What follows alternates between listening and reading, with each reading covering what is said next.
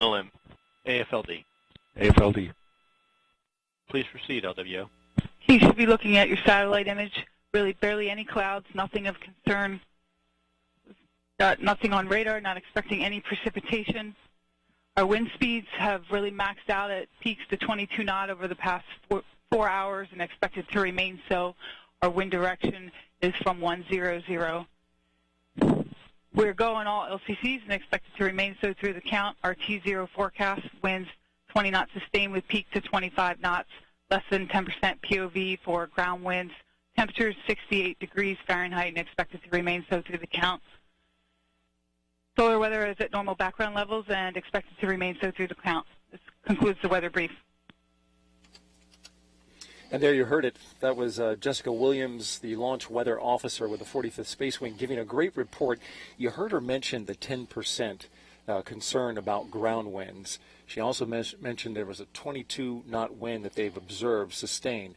That can have an impact on the rocket. We'll get to that in a second, but there's your forecast up on your screen now. You can see those winds, as she mentioned, 20 knots.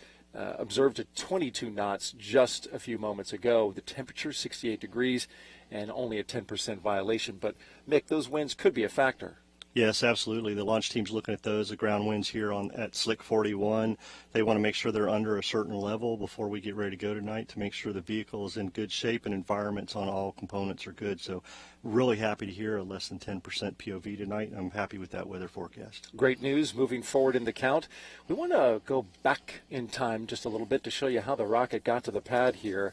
There it is, the Atlas V in its vertical integration facility, not far from the pad, but this is the day it moved out. It was Saturday. Mick, you and I were there, standing just alongside the path there as the Atlas V 190-foot tall rocket went right by us. 58 meters. 58 meters. 58 meters for our European friends. Mick has been doing our calculations to metric all evening, and in fact, that's actually been an important part of the collaboration with international partners. Absolutely. Who use the metric system. But when that rocket went by, Mick, that was an impressive sight to see it get out to the pad. Oh, yeah, Gerald, I had a great time with you on the NASA Edge show, rollout show yesterday. It was great to see the Atlas V head to the pad and get ready for Solar Orbiter launch tonight. It was a beautiful day for a rollout yesterday and exciting to watch that 411 go there. So it sure was. And we'll find out more about this rocket and its unique configuration in just a bit. But there you can see it on the pad. Everything is looking good. We will continue to monitor the communication channels between the launch teams. But for now, Joshua, we're going to send it back to you in the ASOC. Thanks, Daryl and Nick. Appreciate that. We want to bring you another update, actually, that came to us this afternoon. For those that are space enthusiasts, you will know that we had planned to launch Antares rocket, but Northrop Grumman scrubbed tonight's Antares launch after off-nominal readings from a ground support sensor. Northrop Grumman and NASA have set the next launch attempt to no earlier than February 13th at 4:06 p.m. Eastern Time due to an unfavorable weather forecast over the next 2 days, time required to address the ground support issue, and time required to update the late load science. So be sure to tune in just a few days. We are actually going to send you over now to understand more about the incredible international collaboration that's happening between ESA and NASA. NASA's Laura Aguiar is live with members of both agencies' leadership teams to find out more. Thank you, Joshua. I am joined by Dr. Thomas Zurbuchen, who heads up NASA's Science Mission Directorate, and Professor Gunter Hasinger, who's with the European Space Agency, his Director of Science. So, gentlemen, tell us more about the collaboration. Okay. Both agencies have an impressive suite of missions out there in the solar system and for astrophysics. But many of these missions are done in international collaboration. And when we think about the Sun, there have been two missions, Ulysses, SOHO, which we have already done 25 years ago in strong partnership. And the Solar Orbiter is just a beautiful example of international collaboration. At NASA, 2/3 of our missions are done in international collaboration, so we're really much used to it. And what happens is the science community works together as one. And so when we work together, it's a very natural, locking of arms. It's not easy because we have different cultures, we do things differently, and so we learn to trust each other and go forward. So this one is a really unique collaboration in which the spacecraft and most instruments are done in Europe, a couple sensor heads, one full instrument done here in the US, and of course, we're so excited to launch it here in the United States. And Gunter, Solar Orbiter is going to study the sun. Now, why is that important to the agency's overall space exploration plans?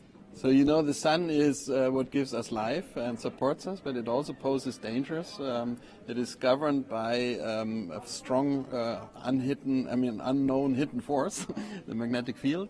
The magnetic field can actually create explosions that create magnetic storms that can affect the satellites out there, that can affect the life of astronauts. And so to understand the sun is actually of vital importance for all of us, and therefore also for the space agencies. So we're going to learn a lot. Now, Thomas, you had an early touch on this project. Can you tell us a little bit about that? Yeah, it's of all the missions that we're working with here, over 100 in NASA Science Mission Directorate, this is the one that I used to work on when I was a lot younger. I was, over a dozen years ago, I was part of the Science and Technology Definition Team, an international team that came up with the overall design of this, and actually was part of the mission team too, because I, together with the team, came up with a sensor that is now sitting on top of this rocket. How exciting is that, You're right? super excited. Yeah. Well, Joshua, the collaborators have gotten Solar Orbiter ready, so let's get to launch. Yeah, absolutely. We're all excited for that. We're now just about 23 minutes away from our planned liftoff at 11:03 p.m. Eastern Time. And we're going to head out now to the Kennedy Space Center press site, where NASA Edge's Blair Allen has more on NASA's heliophysics efforts. Blair? Thanks so much, Joshua. Joining us now is Nikki Fox. And Nikki, I'm so glad to have you on the show. As you know, NASA Edge, we're big fans of heliophysics. And as we just heard, it's very important as we work on these partnerships, work with our international partners to study the sun. I'm wondering, from a solar orbiter standpoint, how can both agencies benefit scientifically with this mission? Well, it's a wonderful partnership. I mean, obviously, I come from Europe, and so I'm particularly happy to see an ESA-NASA partnership. Absolutely. The ESA-led mission, NASA launching, it is just a wonderful time, and we cannot wait to welcome Solar Orbiter up into the fleet. Particularly, I'm excited, of course, because of the wonderful partnership between Parker Solar Probe and Solar Orbiter, and just really so much more science that we can achieve with these two missions.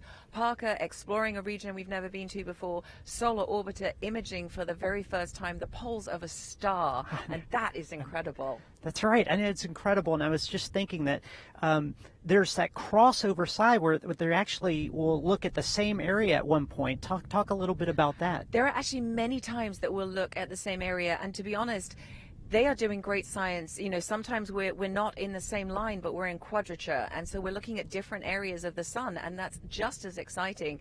The beginning of the Solar Orbiter mission, she will still be in the ecliptic plane. So she'll be in that sort of around the sun's equator where all the planets are orbiting. So is Parker Solar Probe. And so we have so many conjunctions that are interesting magnetically, radially. It's fabulous. And then as she moves out of the ecliptic, the science changes. But yes, Solar Orbiter giving wonderful views, Parker Solar Probe flying right through that field of view. It's just fabulous. I tell you what, my mind is blown. I know we're going to get a lot of science, but right now we got to send it back to our friend Joshua, who's at the ASOC. Joshua, let us know what's going on. Hey, thanks, Blair. We'll catch up with you more after liftoff today. The work of Solar Orbiter is a pioneering effort, but it's not the first time that we've sent robotic explorers to take a closer look at the sun. 3, 2, 1, 0. Liftoff of the mighty Delta IV Heavy rocket with NASA's Parker Solar Probe. You may remember that NASA launched Parker Solar Probe on its journey to touch the sun, so to speak, seen here in the early morning hours, August 12, 2018. The Solar Orbiter and Parker Solar Probe missions are complementary, focused on studying different elements of the sun. They'll be sharing data, building a larger context with which to understand our star. Just as with Parker, the Solar Orbiter mission there we see poised to fly tonight has been managed by NASA's Launch Services Program, or LSP, based here at the Kennedy Space Center. For more than 2 decades, LSP has been hard at work supporting a global scientific community by ensuring missions successfully get off the ground and on their way to the correct celestial destination. Whether that be close to home for Earth-ocean observation, destined for the sun to capture debut images of its poles, or a cutting-edge rover and helicopter to further explore Mars. And that's just the year 2020. Let's take a closer look at this year's flight manifest.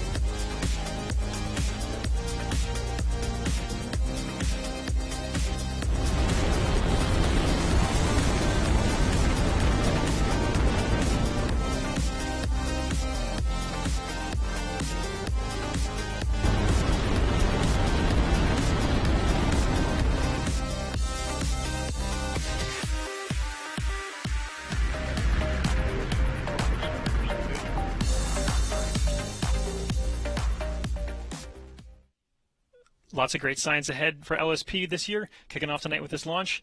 Daryl and Mick, over to you for a launch countdown update. Yeah, that's right, Joshua. We just entered a few moments ago the planned 4-minute hold. This is a 15-minute period of time, Mick, yes, where they hold up everything and make some evaluations at this point in time. That's correct. The team will use this 15 minutes to take a last look at all their systems, make sure everything's good, make sure everything's ready to go, verify they've all their red line limits and operational limits, and that they're ready to proceed with the count.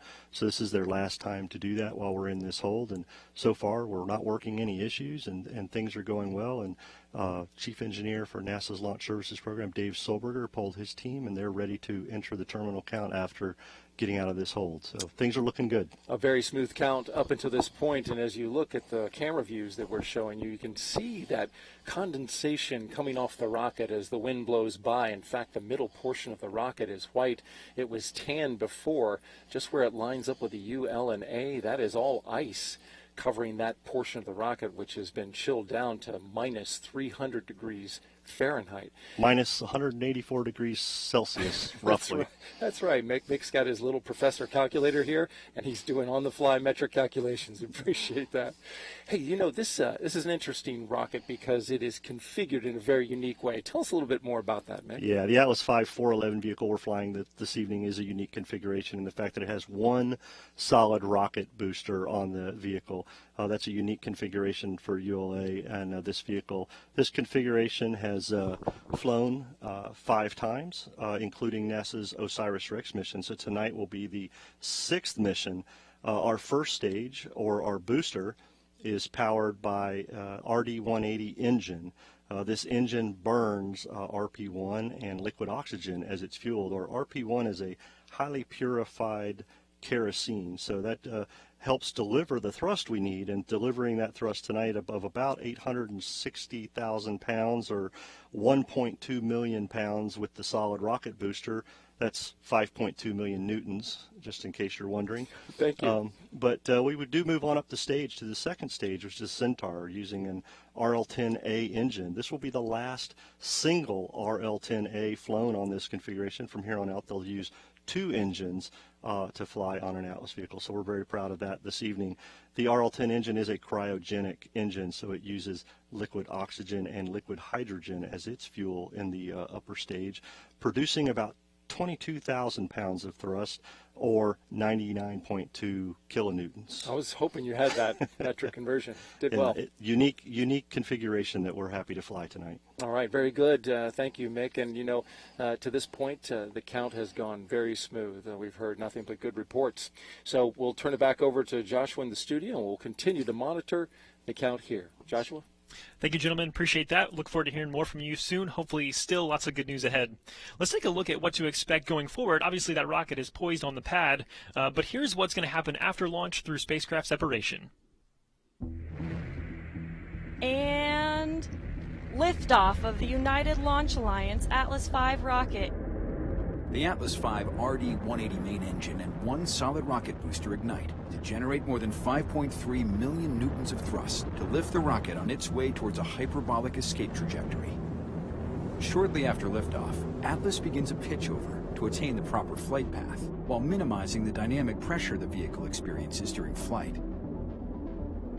The Atlas V reaches Mach 1, the speed of sound, at 58 seconds. The single SRB is jettisoned at 2 minutes 20 seconds. At 4 minutes 3 seconds, the propellant levels deplete and the booster engine shuts down.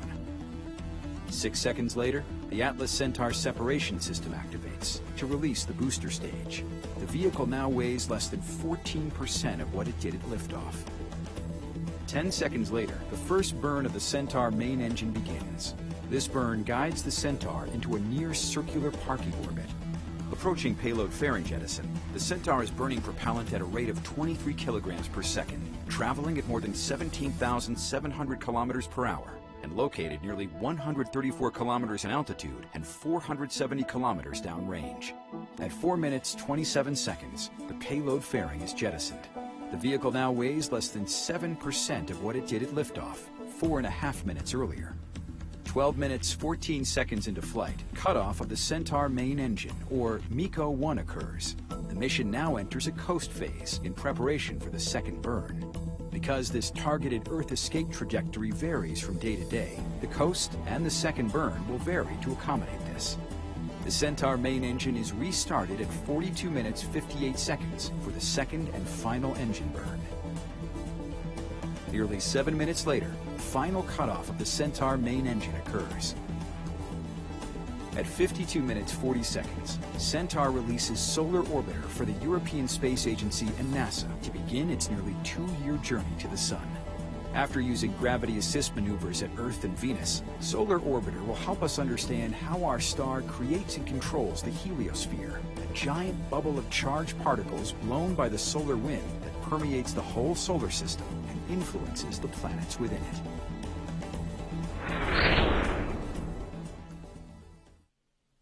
For those of you just joining us, welcome to team coverage of the launch of the Solar Orbiter mission, destined for unprecedented views of the poles of our star, the Sun. We're now just about 12 and a half minutes away from launch. Here are a few things that you need to know about this groundbreaking mission. The Atlas V rocket for this mission is in a 4-1-1 configuration, sending Solar Orbiter to a high-latitude orbit, enabling the first ever images of the Sun's poles. This single launch will deliver 10 state-of-the-art instruments to study our star. Gravity assist flybys of both Venus and Earth will enable the highly elliptical orbit. After liftoff, it will take just under 2 years to reach its operational orbit for a 7-year planned mission. We do have a 2-hour launch window tonight, but launch is still on track for liftoff at 11:03 p.m. Eastern Time from Space Launch Complex 41 at the Cape Canaveral Air Force Station. There you see on screen. Solar Orbiter will take off on a United Launch Alliance Atlas V rocket. Again, they're poised and nearly fueled, ready for flight. This is an international collaborative mission between the European Space Agency and NASA. The spacecraft has been developed by Airbus Defence and Space. ESA's Engineering and Test Center in the Netherlands is managing the development effort. And the European Space Operations Center in Germany will operate Solar Orbiter after launch. Solar Orbiter's flight will take it to roughly 26 million miles from the Sun, or about 42 million kilometers. That's just over 1/4 of the distance from the Sun to the Earth. It will experience sunlight 13 times more intense than we feel here on Earth, and to survive, it is equipped with a heat shield capable of withstanding temperatures over 900 degrees Fahrenheit, or about 500 degrees Celsius. The science to be conducted will range from analyzing solar winds and solar magnetic fields to remote sensing and high-resolution imaging of the Sun's atmosphere, the corona, and even solar disks. One phenomenon to be explored is that the Sun goes through an 11-year cycle that involves emerging and vanishing sunspots, as well as a flipping of its entire magnetic field. Why does all of this happen? Well, we're hoping Solar Orbiter will shed some light on that.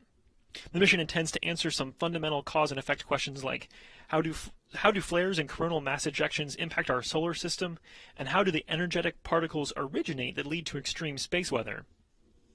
The answers to these questions can not only have a direct impact on our daily life and the electronics you rely on, but also impact future exploration as we pioneer to the Moon, Mars, and beyond. Let's head back now over to Daryl and Mick to take us through the rest of the count. Gentlemen, count us down.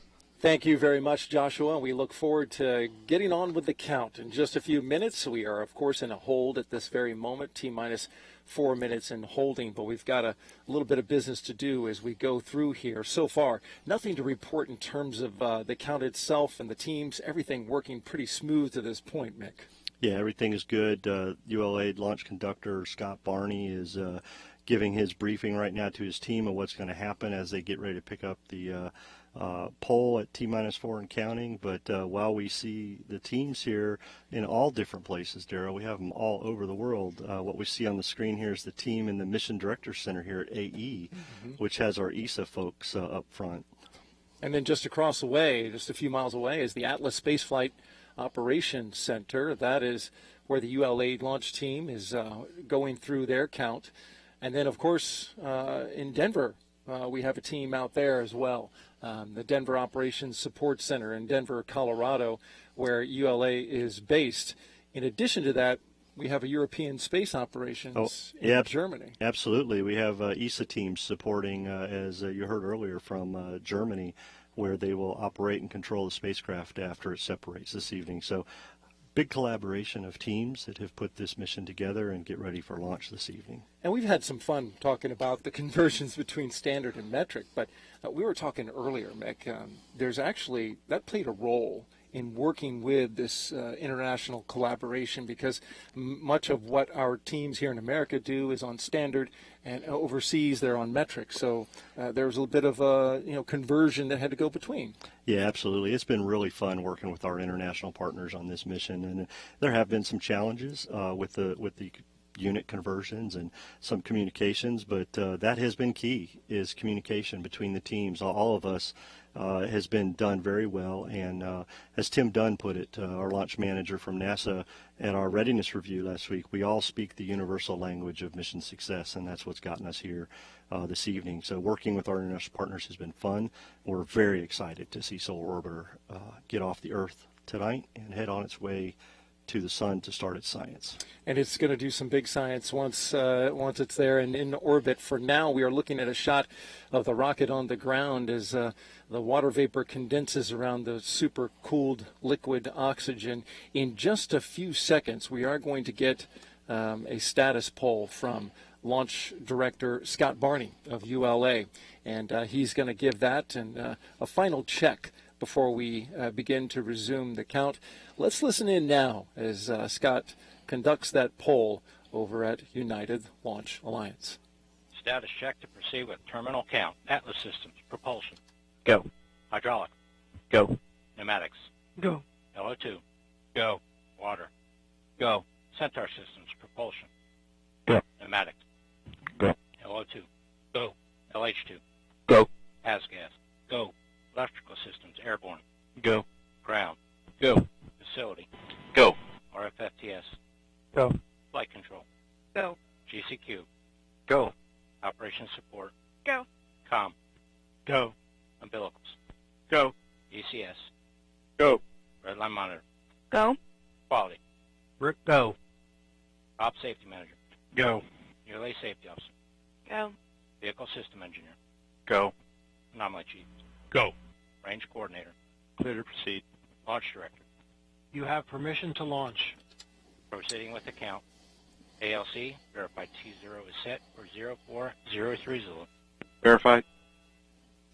And so we are on time and on schedule for this launch at 11:03 Eastern time. There, you just got the confirmed count from Scott Barney.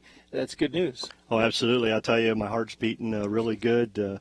It's awesome to hear the team give a go and everything's clear. That means they've been working all their stuff and everything looks good on the vehicle. Targeting an 11:03 p.m. Eastern time liftoff. I can't tell you how excited I am to hear that poll. That's right.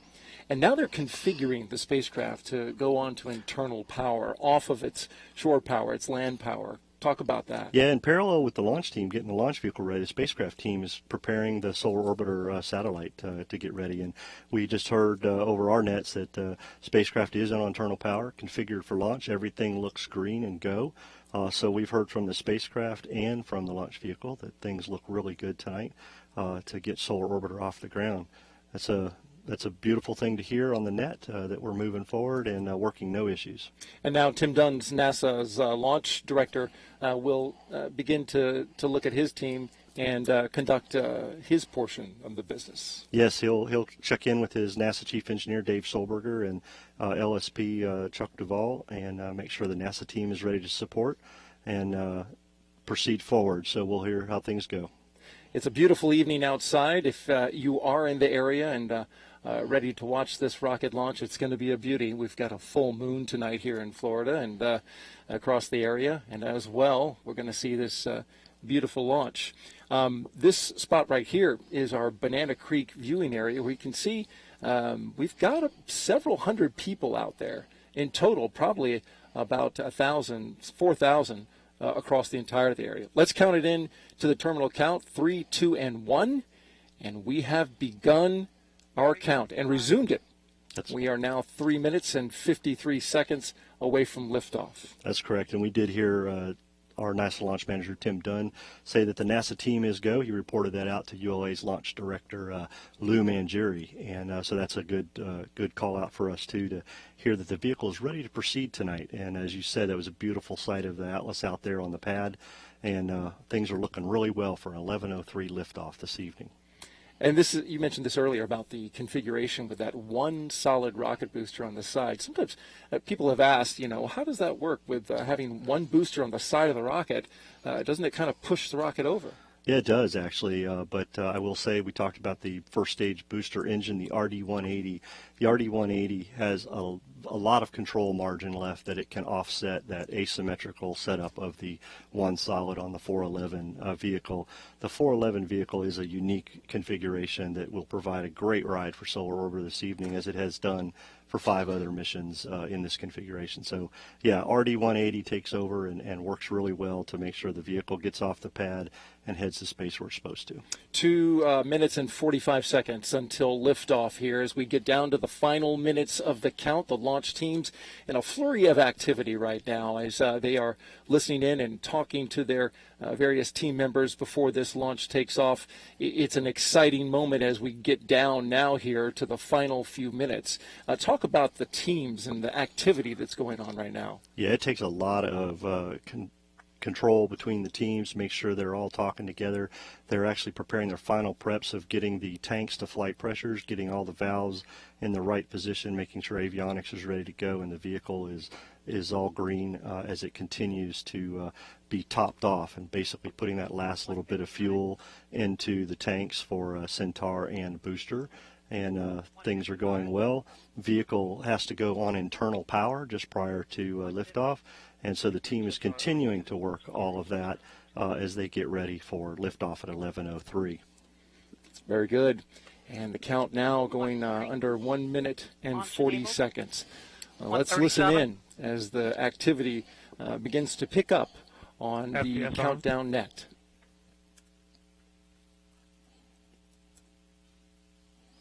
We just heard that FTS was armed, Flight Termination System, which our friends at the United Space Force will follow the launch from this evening. FTS count started. 115. 110. Vent valves locked. Locking the vent valves will bring the booster tank and T-minus tanks 1 up minute. to flight pressure, getting everything ready for launch this evening. We just heard from the range officer that the range is green and ready to move forward.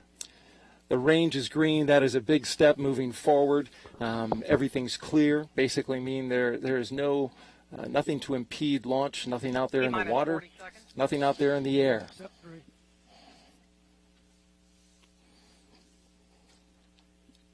T-minus 30 seconds as we count down to the liftoff of an Atlas V rocket. 25. Status check. Go Atlas. Go Centaur. Go Solar Orbiter.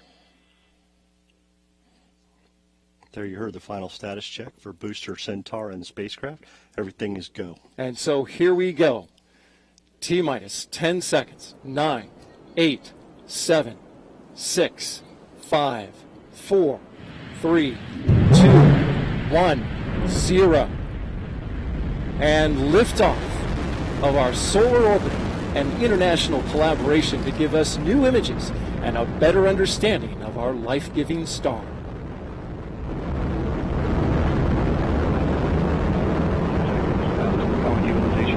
Listening now, you hear the voice of Patrick Moore, ULA's launch commentator.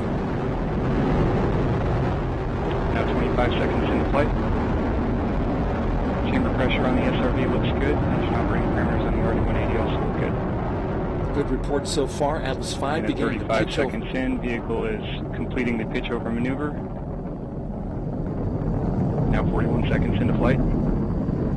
45 seconds into flight, everything is looking good. We heard that the RD-180 engine was operational. RD-180 throttling down slightly as expected, and engine response looks good. I'm going to pull those engines down for just a little bit as we anticipate max Q. Now supersonic.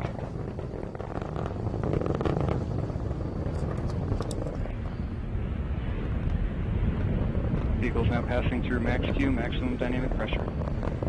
Right, maximum dynamic pressure is the period of maximum mechanical stress on the rocket because it's reached its highest velocity and resistance created by the Earth's atmosphere.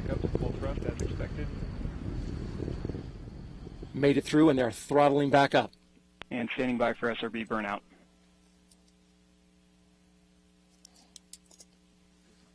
And we have burnout on the solid rocket booster. Atlas will hold on to the SRB for an additional 47 seconds prior to jettison. They're going to let that thing go at 2 minutes and 19 seconds. Now 1 minute 45 seconds into flight. RD-180 continues to perform well at full thrust. Pump speeds and injector pressures look good. All right, stand by now for booster jettison. And now coming up on 2 minutes into flight, the Atlas V vehicle now weighs just 1/2 of its liftoff weight. RD-180 throttling down slightly as expected. Engine response continues to look good.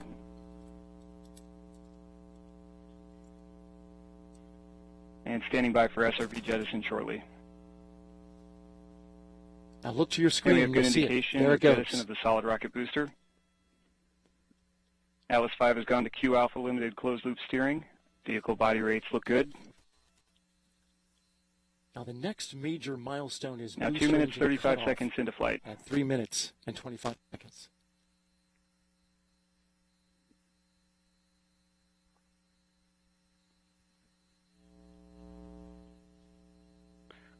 And the second stage RCS system press valve is opened.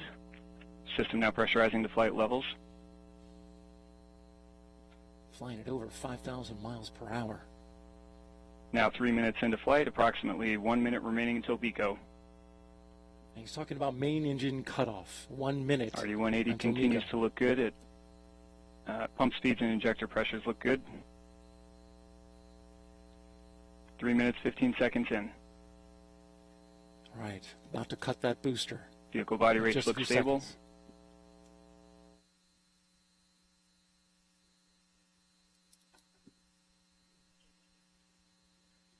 Now 3 minutes 30 seconds in. RD-180 now throttling to maintain a constant 5G acceleration limit. Engine response looks good.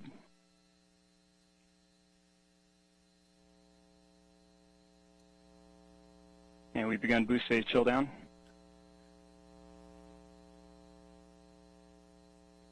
Now throttling to a 4.6G acceleration limit. Boost phase chill down has ended. Standing by for BECO.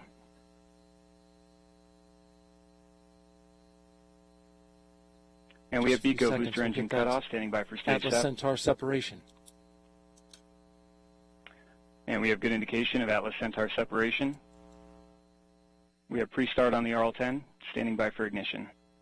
Next major milestone is the payload fairing. When that comes off, we have ignition and full thrust on the RL-10. Chamber pressure looks good. Body rates look good. That payload and we have good indication of payload fairing jettison. Right now. This first burn of today's mission will last approximately 8 minutes.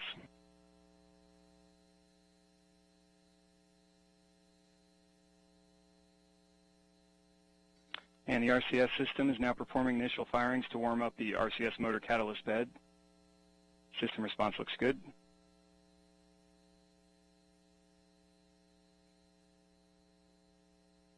And the Centaur is now 100 miles in altitude, 450 miles downrange distance, traveling at 11,800 miles per hour. 5 minutes, 10 seconds into flight. You're listening to the voice of Patrick Moore, ULA's launch commentator.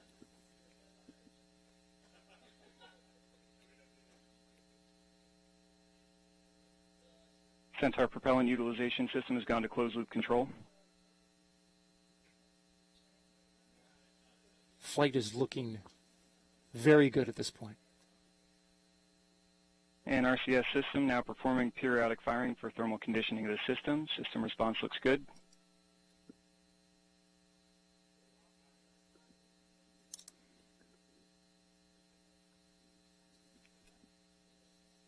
And initial review of booster performance shows the booster performed close to pre-flight predictions.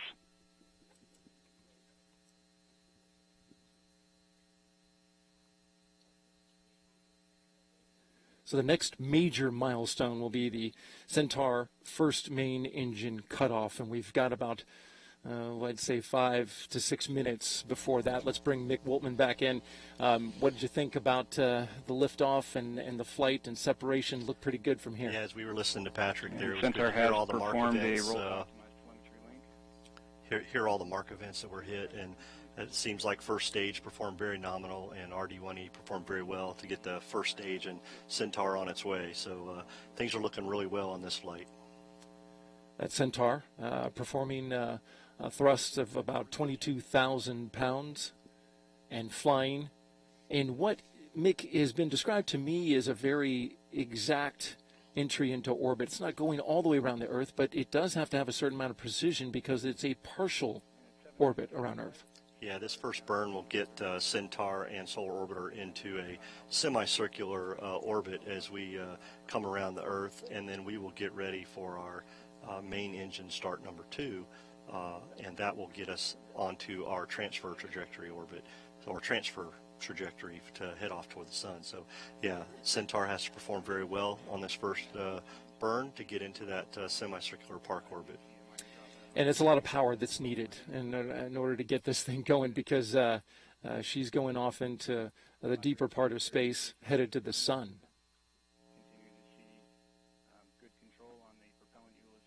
We're getting a report of good performance so far, and that's excellent news. The team here, Mick, talk about the reaction at this point for the launch team. We heard a little bit of a celebration behind us. Yeah, the team doesn't really get too excited here, but it is a mark event of first stage separation is important. Getting main engine start is very important too, as you said, getting Centaur on its way. The Aerojet Rocketdyne RL-10 performing very well right now in this first burn. But the team is starting to look at their data, continuing to follow the Centaur in flight on real-time data. The booster team is looking at their data after first stage separated to make sure everything performed well, doing a quick look of everything to make sure there's no anomalies in the flight so far. And so far we haven't seen anything or heard. So things are performing very well for this flight for Solar Orbiter on its way. And that's good news, certainly for our European partners who are collaborating in this effort. The Solar Orbiter plans to unlock quite a few mysteries of the sun, as we have learned in the weeks rolling up to this. There's been a lot of time and effort that the teams have put into building this spacecraft, and then, of course, preparing for launch. Many years in the making. As we listen in now, we're getting a little more of an update. So far, continues to have good flight. This orbit, you were talking a little bit about this transfer orbit.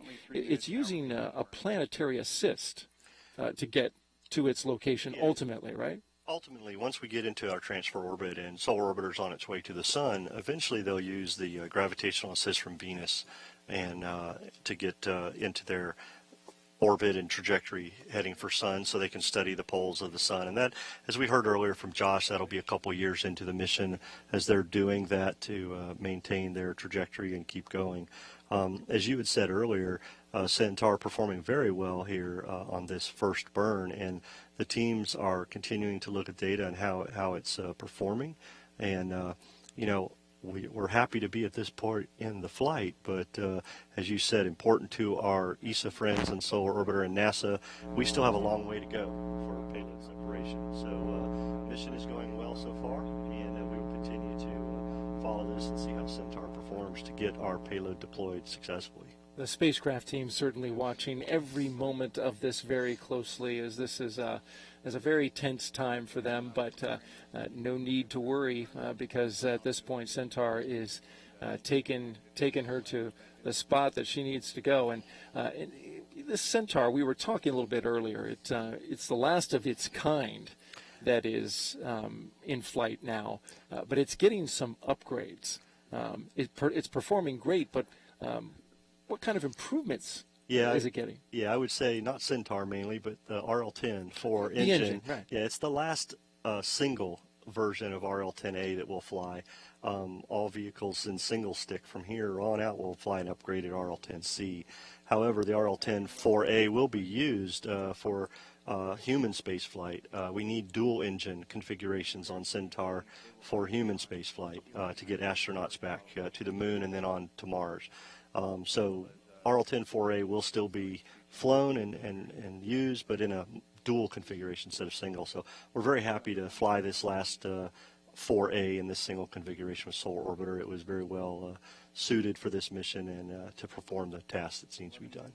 And that dual engine has to provide a lot of power when it comes to, as you mentioned, the astronauts who are going to be going back up to the International Space Station from American soil once Boeing gets the go-ahead to fly.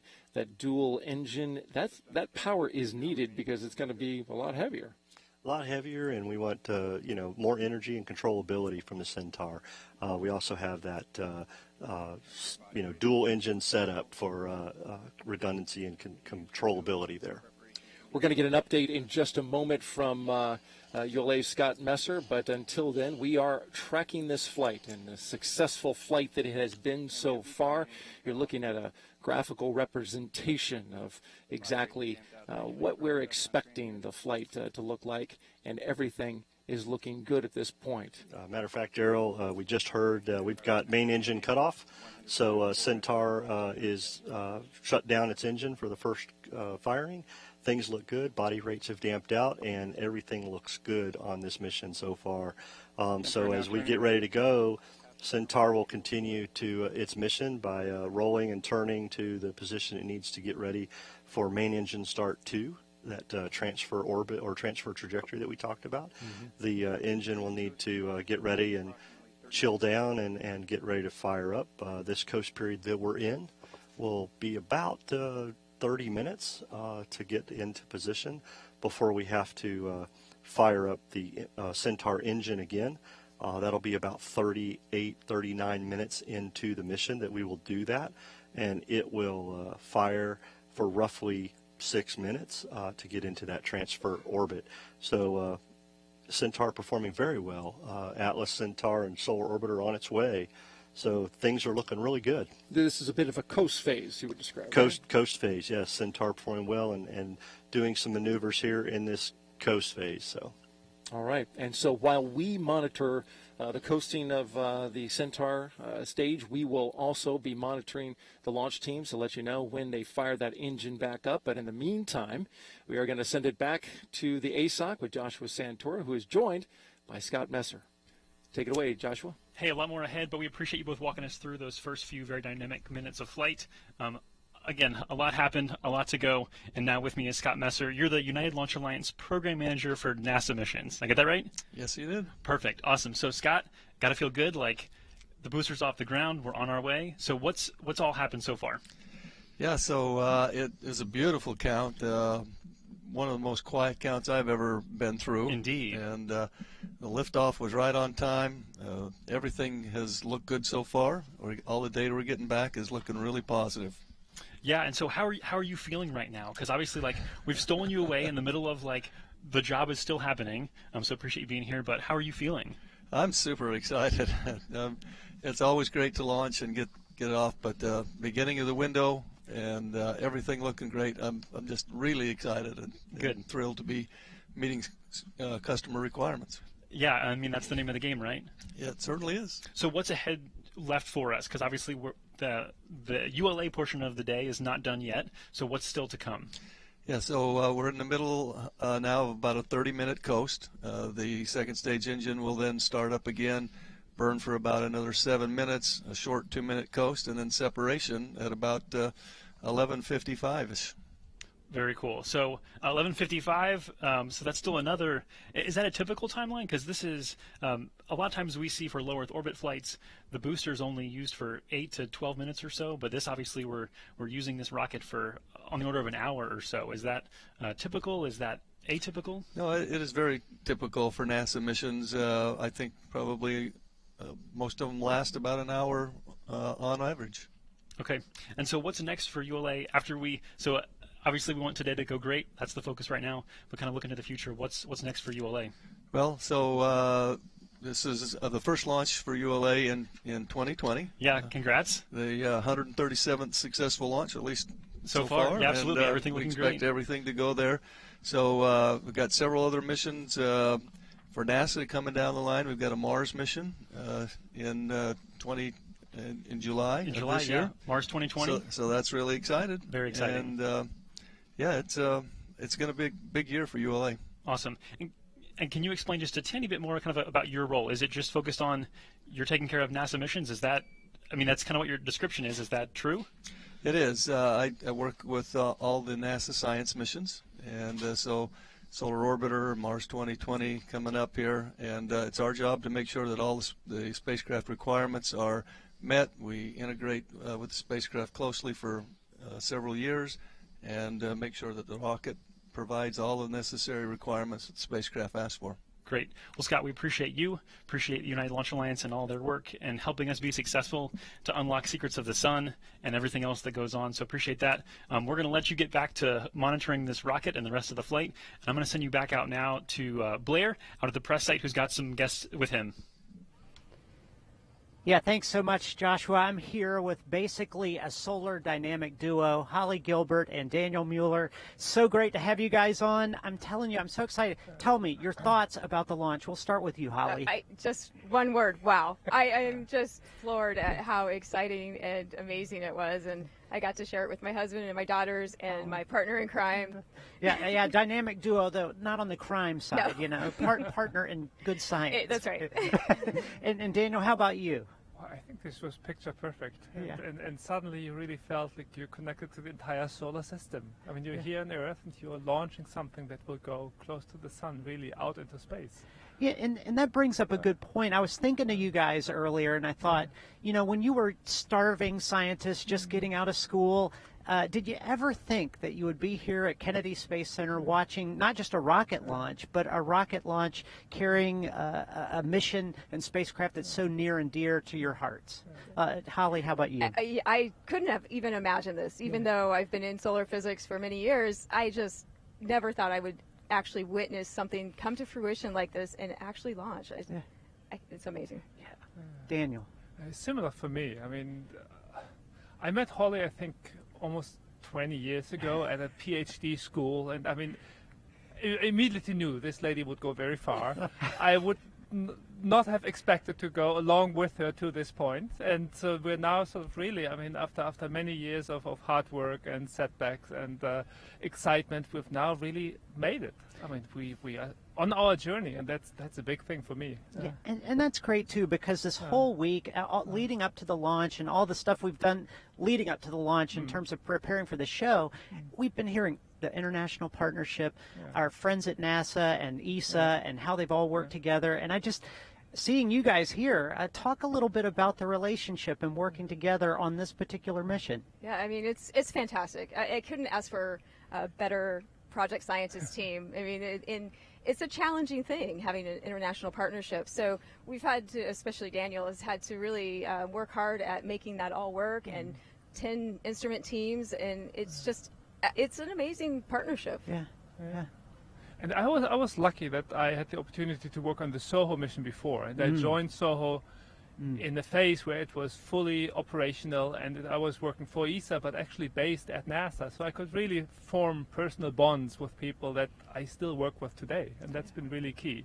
Well, I'm glad you brought that up, because as an observer to this, because I'm from the liberal arts side, it's really impressive to see that even though you're separated by miles and miles or kilometers, I guess, in some cases, in the science community, the boundaries sort of disappear. You kind of have the same objectives, and it's got to be a really, really great feeling to be able to know that you can trust and work with people of different backgrounds to get such important data. Yeah, that's a really good point. I mean, we have one common goal, and that is to get the good science out of this mission. And I think we're going to succeed.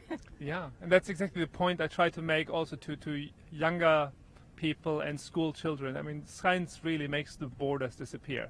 It doesn't really matter where you're from. And in particular, if you have a real successful collaboration between different countries on an institutional level, that can really bring people much further than they might have dreamt of. Oh, that's incredible. Sure. Thanks so much, guys. Thanks for being on the show. Continue to celebrate, and we'll go back to Joshua. Joshua and the ASOC, tell you what, congratulations on a good launch, and back to you, buddy. Yeah, thanks, Blair. Same to the folks over there, Daniel and Holly. A great launch. Everybody's excited.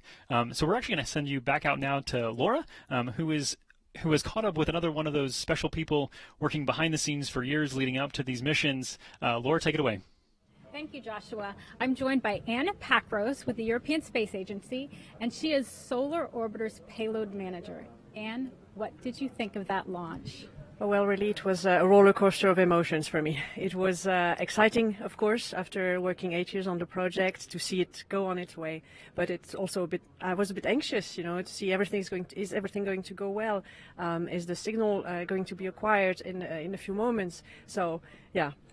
Wait and see for now. Okay, so Anne, I know you're an engineer, but tell us a little bit more about what the payload manager's responsibilities are. So as payload manager, I'm responsible for the well-being of the 10 instruments. So making sure the spacecraft is compliant to what the instruments want to do, making sure the instruments are also ready to be integrated on the spacecraft, and sometimes chasing them a little bit to deliver on time. So it was really a big job to together with my team to take care of these 10 instruments on this mission. So with 10 on board, that must have posed some challenges.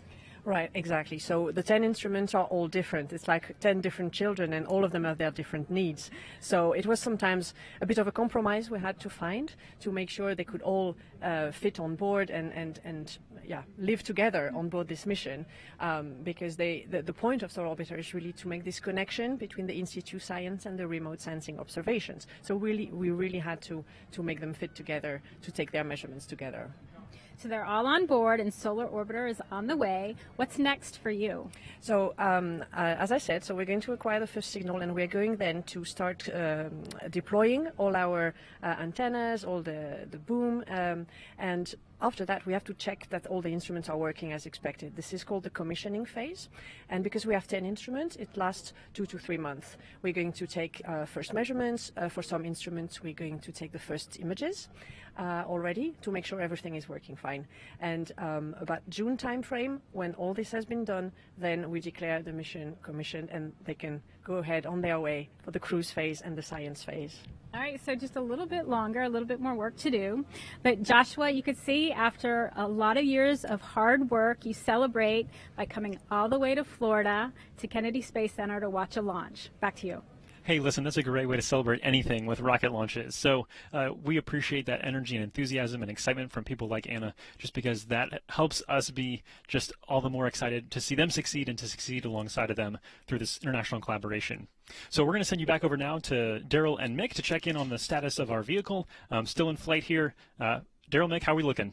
Well, looking good. Speaking of energy and enthusiasm, yeah. Mick here is a real rocket guy who loves watching these things every single time. You get pretty jazzed about it. Yeah, and it's great to hear our international partners and how excited they are so far for this. We still have a little ways to go to get separation, but so far this has been a great launch, very quiet and very excited for this.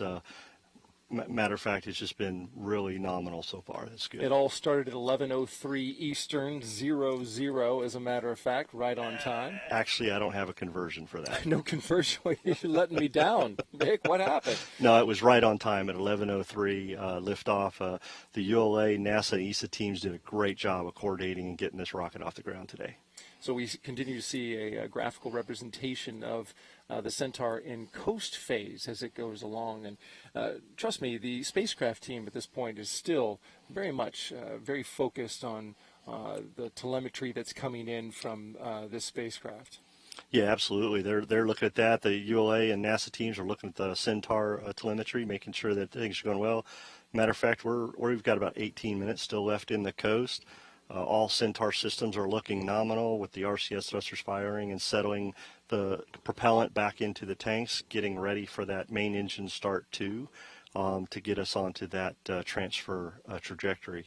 So talk us through the next steps that are coming. You know, we've got a little time to kind of talk about that. The Centaur second main engine will restart, and then it will fire for a period of time. Talk about the purpose of that once it's relit and then cut off again. Yeah, so Centaur is in its coast phase right now in that semicircular orbit we talked about earlier, that parking orbit to get us started. And as we get into coast, the vehicle is performing a few maneuvers now using the reaction control thrusters to make sure that the liquid oxygen hydrogen that are still in the tanks are settled back down to the bottom of the tank to get ready for main engine start. That's a unique thing with the RL10 engine, is you can do multiple starts with it to support a mission like this and the trajectories you need. And the purpose of that is when they get ready for main engine start, they will fire that engine for 7 minutes to get us into that transfer trajectory orbit that we talked about, basically breaking out of that circular orbit around Earth and getting into a transfer orbit to head on towards the sun and start its science mission. So that's a very important burn to make sure we get out of the Earth orbit and on towards the sun. And we can see in this animation here that there's subtle little firings there. Yep, that's the RCS thrusters settling the vehicle and getting ready for that main engine start too. All right, and so as we stand by for that, we're going to send it back to the ASOC. Joshua, we'll let you have it, and we'll continue to monitor the discussion here between the launch teams and the Centaur rocket in coast phase. Thanks, guys. Appreciate that update. We are very excited. And as Solar Orbiter continues pressing on to spacecraft separation, let's take a closer look at what's ahead for this mighty explorer. Ever since we've been pointing spacecraft at the sun, 2 regions on our star have been missing from satellite images. The sun's 2 poles have never been mapped because all the solar images we've built have remained in the ecliptic plane, the swath of space roughly aligned with the sun's equator, where all the planets orbit. A new mission from the European Space Agency and NASA called Solar Orbiter aims to escape this plane and take the very first images of the poles. The planets are all moving and circling the sun, and so we already have some velocity going one way. If we want to launch up out of the ecliptic, it requires more energy. To get outside the ecliptic plane, Solar Orbiter uses Earth's and Venus's gravity to slingshot itself into a view of the poles. The only other satellite to fly over the poles was Ulysses, which launched in 1990 to study the solar atmosphere. But Solar Orbiter will be the first mission to capture actual images of this hard-to-reach region. Scientists think the poles could be the missing piece to understanding what drives the sun's activity. Every 11 years, the sun's magnetic field flips. North becomes south and vice versa. This mysterious process has direct effects on Earth. Before the poles flip, solar activity reaches its peak. The number of eruptions increases, sending powerful bursts of solar material that can potentially harm our astronauts and satellites. We don't really have a good understanding of the global solar behavior. Another one of the mission's goals is to monitor how these eruptions and solar material travel through space. Using a suite of 10 instruments, Solar Orbiter observes an active region on the surface as it explodes, and then also takes measurements as the escaping material passes directly by the spacecraft. Solar Orbiter will give us a comprehensive full view of the entire sun and how the sun is impacting throughout the entire solar system. At closest approach, Solar Orbiter will be closer to the sun than Mercury, at a mere distance of 26 million miles away, the ideal distance to get a comprehensive view of the sun and its surrounding atmosphere. It will fly close to the sun every 6 months and endure temperatures more than 900 degrees Fahrenheit. To survive the intense radiation, a large titanium shield protects the instruments, while a carefully orchestrated dance of opening and closing eye holes in the shield allows the instruments to peep out at the right time. Other instruments will directly measure solar material from behind the shadow of the shield. All of these observations will tell us more about the sun than we've ever known before. And by the end of the 7-year mission, we will have seen our star in a completely new way. Our understanding of the sun will change dramatically. I will say that we are living in a revolutionary moment in our field.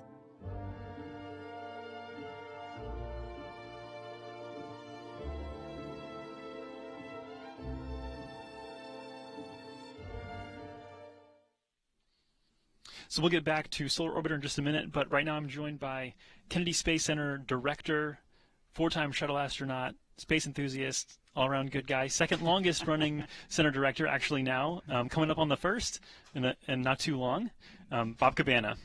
Great to be here, Josh. Hey, thanks for joining us. Appreciate you taking some time for us. Another great launch by the ULA Atlas V and our launch services program here at the Kennedy Space Center. So beautiful. So beautiful. Oh, man. Awesome. So I know that you love to kind of think big picture and talk big picture when it comes to the work that the Kennedy Space Center and NASA are doing. So how does the Solar Orbiter kind of fit in the big picture of what NASA is doing? How is this a part of our universe, so to speak? Absolutely. So Solar Orbiter is on its way to study the sun, right? And one of the issues that we have is sending astronauts beyond our home planet. So with Artemis, we're going back to the moon, and the ultimate goal is get onto Mars, right? Right. And we need to understand better the sun and the environment beyond our home planet in order to protect astronauts from that harmful ultraviolet radiation, from all that's going on in space. So I think, this is great. This is what we have as a combination of science and our exploration programs working together so that we understand. So right now at Kennedy, I'm focused on two things. First off, I want to see commercial crew flying. I want to get astronauts to the International Space Station on a U.S. rocket from U.S. soil with two partners. That's right. Both SpaceX and Boeing. Yes. Got to get them both going. And then, the Artemis program. Artemis 1. Artemis 1. Kennedy Space Center is going to be ready for that rocket when it arrives. The Space Launch System, the core stage, is over at the Stennis Space Center right now in the B-2 test stand, getting ready for its green run, a complete testing of that rocket. They're doing modal testing, then they're going to fire the engines, full firing, and really document the rocket before they ship it to us for processing here. The Orion spacecraft, the Lockheed Martin Orion spacecraft, that's up at the Plumbrook facility at the Glenn Research Center up in Ohio, and it's going through thermal back testing. It's going to be back here around April timeframe, and then it'll be ready for processing. So we're going to get the spacecraft here, and then the core stage. We've already got solid rocket motor segments arriving, and we're going to send Orion on a test without crew in and around the moon, right? They're not going to land. It's just going to be without crew. It's going to go around the moon. We're going to really document the spacecraft, how it operates, and make sure that it's safe so that we can launch astronauts in 2022 to the moon. And then, the goal is having the next man and the first woman on the moon in 2024. That's a huge challenge that we've been given by the president, and we're going to do our very best to make that happen. And with the budget we got coming, I just can't wait, Yeah, the budget hit the news cycle today, so people got a chance to see that a little bit. So there was definitely a nice little bump up for NASA from the president. Yeah, so it's awesome. We're super grateful for that. Absolutely. Obviously, this is a great budget, man. We got to make this. We got the money. Now we got to go do it. That's right. We got to go do it. So, and obviously Solar Orbiter playing a part in that, again, giving us that understanding of the world beyond the Van Allen belts that are so great in protecting us. Complete package. Yep. So anything else coming up for you, things you're thinking about? Obviously, we have Mars 2020 coming up this year. Yeah, Mars 2020 ships here on Tuesday on its way to the Kennedy Space Center from JPL. And I look back on the Curiosity rover, and I thought, that was so cool. It came here, and I got to see it. I put a bunny suit on, went in and saw it when it was over in the PHSF, getting processed and everything. And then I went out to JPL when it landed. And this is going to be the same thing. It's another rover the same size as Curiosity that we're putting down on the surface of Mars, right? And I thought, well, it's no big deal. They're watching it. It's all delayed. It's all automated. It's not like human spaceflight, human in the loop and all that stuff. And they're seeing it 8 minutes after it happened. It was one of the most exciting things I've ever done. It was so cool, getting the reports back and watching it, and and then to see that rover on Mars. Yeah, we've gotten some amazing imagery back. Now we got to get humans there. Yes. Rovers, they're the precursors to sending humans. But that's the goal in the 2030s, to be having humans on the surface of Mars. I can't wait. Yeah, we're all excited for that. Obviously, this rover is the same size but different science instruments, so it's not a one-for-one copy. No, I know. And we also have a helicopter on board this time, which is super exciting. Way so, cool. I'm going to let you get back and listen into the rest of the flight here, and I'm going to send you back out now to Blair, who's out. Oh, awesome. Those NASA Edge guys are really cool. Yes, say hello. Blair's online now. Hey, Blair. Hey, Bob, I got to tell you, with Curiosity, there were 7 minutes of terror. With Bob Cabana, you get 7 minutes of pure, unadulterated enthusiasm. They're really exciting to hear from him. But we're also very excited about Solar Orbiter tonight. And before the launch, I had a chance to sit down with Cesar Garcia, the project manager from ESA for Solar Orbiter. Let's hear from him. We're here at Astrotech Space Operation with European Space Agency Project Manager for the Solar Orbiter, Cesar Garcia. Cesar, thanks so much for being here today. Thanks you for having me. The first question I want to ask you is, tell us a little bit about the overall mission for Solar Orbiter. Okay, Solar Orbiter mission, as the name shows, it's a space mission that will orbit around the Sun in ways which we have not done before. We will be different in that we will be relatively close to the Sun, and we will also change the orbital plane so that we can observe the poles of the Sun. We will investigate also the solar wind and features close to the surface of the Sun. Then they will also look into the heliosphere, and we all live in the heliosphere of the Sun. And finally, they will investigate the reasons why we have this 11-year cycle and what drives the solar variability. Some of the instruments are going to be capturing images. What are those images going to look like? Well, we capture images in various frequencies across the spectrum. Normally, science instruments, or well, also Earth observation instruments, they don't take what we call white light pictures. We try to take pictures in a very small frequency band, and then we combine those various frequencies to create broad spectrum images. Now, Solar Orbiter has instruments in the visible, so the various colors of the visible, a little bit in the infrared, also in the ultraviolet spectrum, and all the way up to the X-rays. So the various instruments will detect these images in different ways, and what the scientists do, they combine various frequencies to create, well, pretty pictures like the one we have in the background here. That's one element, and the second element is that the various instruments, they have different fields of view. Some of the instruments will be able to capture the complete solar disk, and at the same time they will be able to look with very high resolution into very small portions of the Sun. Some of the instruments will be looking at the rim, or to make things more interesting, when one of the instruments detects a feature of interest, he will send automatically a trigger to the other instruments so that they can also change mode of operation and focus on that specific feature to learn more about it. And if that involves, for instance, the ejection of material or a change to the solar wind, when that happens on the spacecraft, then also the in situ instruments will be able to react and to sense that specific feature. And that combination of things which happen on the surface or close to the surface of the Sun, and then at the location, later on at the location of the spacecraft, is one of the key features and unique features of Solar Orbiter. There are a lot of fascinating and important instruments on the spacecraft. If the scientists see something interesting during an observation, do they have the ability to adapt and sort of reorient to take a look at that interesting event? Yeah, they want to maximize the opportunities, of course, and there are several ways of doing that.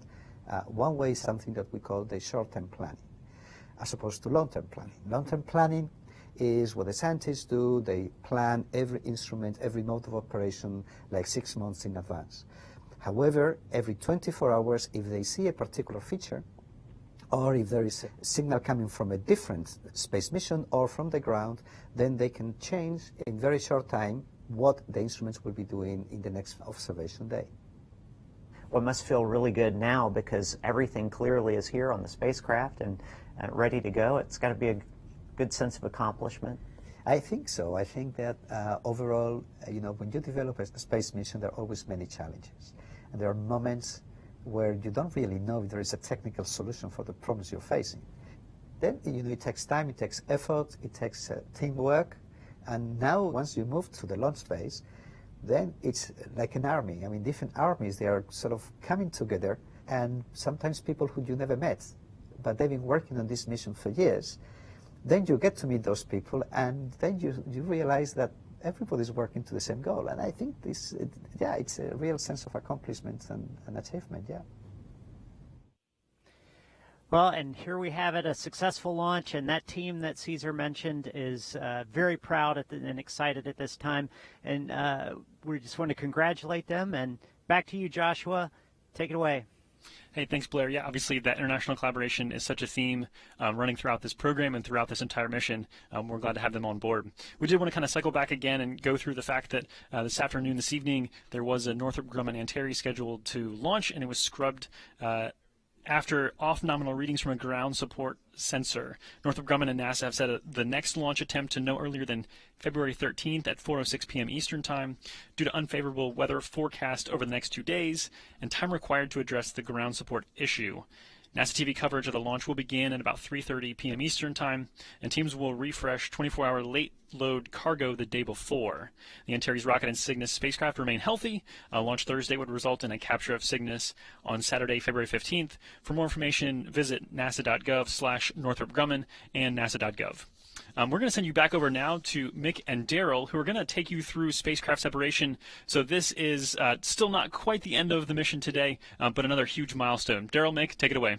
That's right, Joshua. It's a big moment that everybody is really anticipating here at this port of this portion of the mission. He's Mick Woltman. I'm Daryl Nail. 25 years as a vehicle systems engineer, so he's got all the knowledge to help break this down. And I will tell you, it's exciting every time we launch. The next mission is the most important, and tonight was great to see Solar Orbiter get off the ground. And like you said, we still have some things to do to make sure it's a mission success. But we're moving along, and things are looking really well. Centaur is in its phases of settling propellants and getting ready for that main engine start 2 coming up. So things are looking really good. Yeah, and he's not just saying that, folks. I literally got to watch him get a little giddy as we're getting ready to lift off. So it's an exciting moment.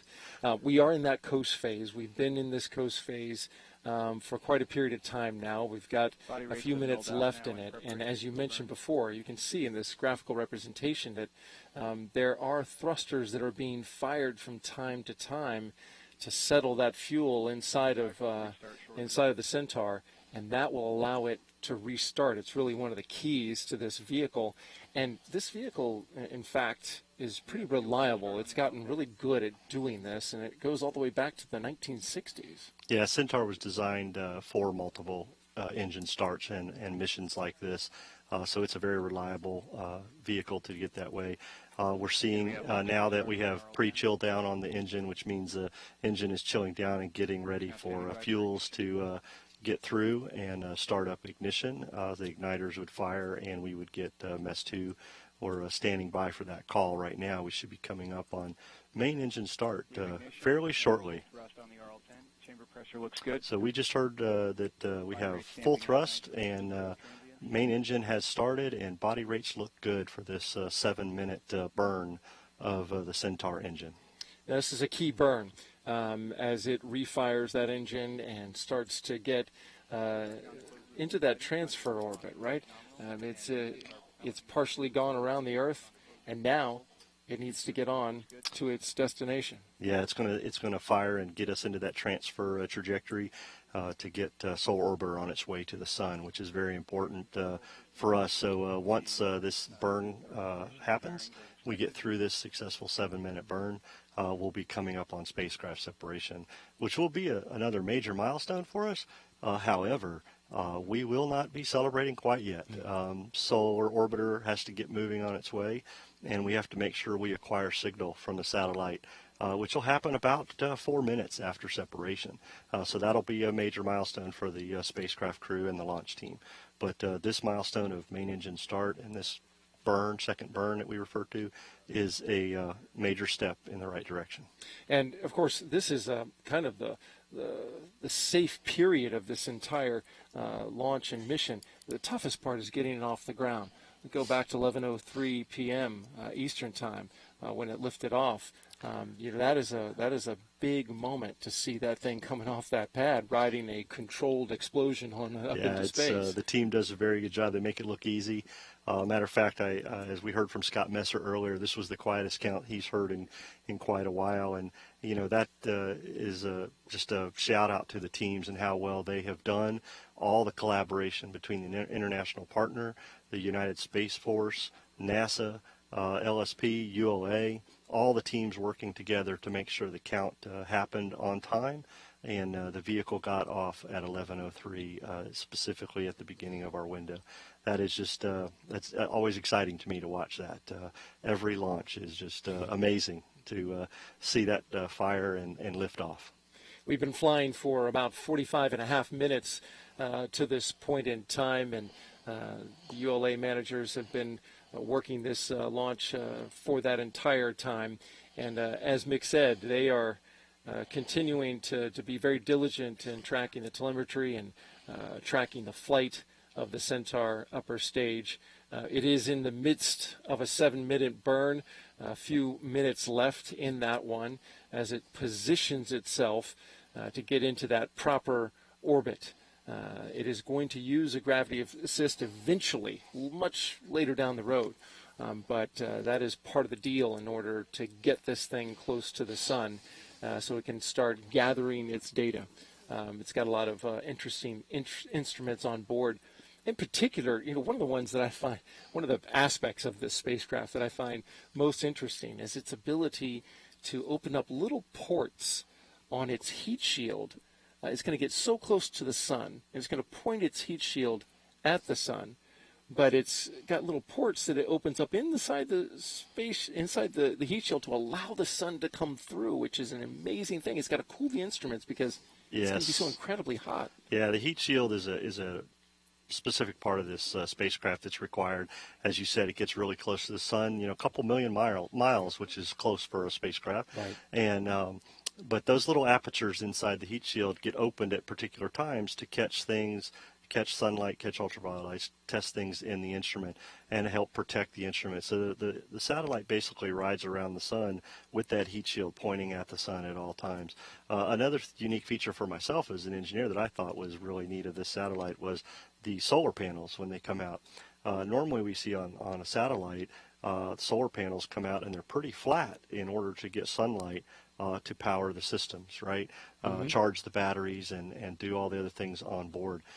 These, because we're so close to the sun, the team actually has to turn these solar panels almost at 78 degrees to keep them from getting too hot and collecting. But they have, as Ian Walters from Airbus said, who designed this spacecraft, said, we do not have a problem with power on the solar panels. There's a problem with heat. Exactly. We have a problem with heat. So that's a unique thing about the spacecraft that I find interesting. Absolutely. Just a little less than 2 minutes left in this burn, this second burn of the Centaur upper stage as it gets ready to transfer into its new orbit. It's an exciting time. We certainly know that the team is anticipating that cutoff of that engine, but also, more importantly, looking for the separation of the spacecraft, which is coming up just a few minutes after that, and then followed by, hopefully, some signal acquisition. Absolutely. The spacecraft tells us, I'm here. It's kind of opened its eyes, so to speak, right, and says, I'm in position, I'm headed in the right direction. Yeah, the spacecraft team knows that the satellite's where it's supposed to be and that the Atlas Centaur has delivered it on the proper orbit, as you were talking earlier, that precise orbit that we need. We've had 2 burns now. This is the second burn, and that second burn of this Centaur will put it in that orbit trajectory or transfer trajectory that the team is looking for. So acquisition of signal after SEP is very important. But we're still getting there. So 49 minutes into flight, and things are going well. Centaur pressures on the engine look really good. Engine continues to perform nominally, and the RCS thrusters continue to keep Centaur where it needs to be. A little less than a minute until main engine cutoff. You can see in the graphical representation this Centaur continues to fly with Solar Orbiter at the very front of it. That RL-10 firing behind it as it goes. And just about 20 seconds now until we see that engine cut off and go into that next coast phase. So let's watch now and listen in as they get close to this moment. This is the Centaur's second main engine cutoff. Body rates look good. So yeah, Centaur continues to perform nominally. Body rates on Centaur look really good. Standing by for cutoff in approximately 10 seconds. Standing by here for main engine cutoff.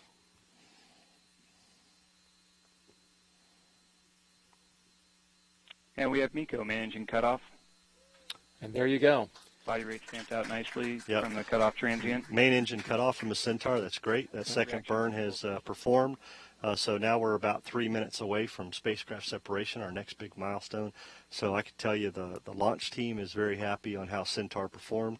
And looking at the data, Centaur performed very well on this second burn, getting Solar Orbiter onto that transfer trajectory. So spacecraft separation will be our next milestone, Daryl. Yeah, and if we can take a shot of the Mission Director Center here, we had a little bit of a celebration after that main engine cutoff. I believe that was probably the spacecraft team back there that was cheering. I think it might have been a little bit of both. A little bit of both. Yeah, a little bit of both, because Centaur performed very well looking at the telemetry data here.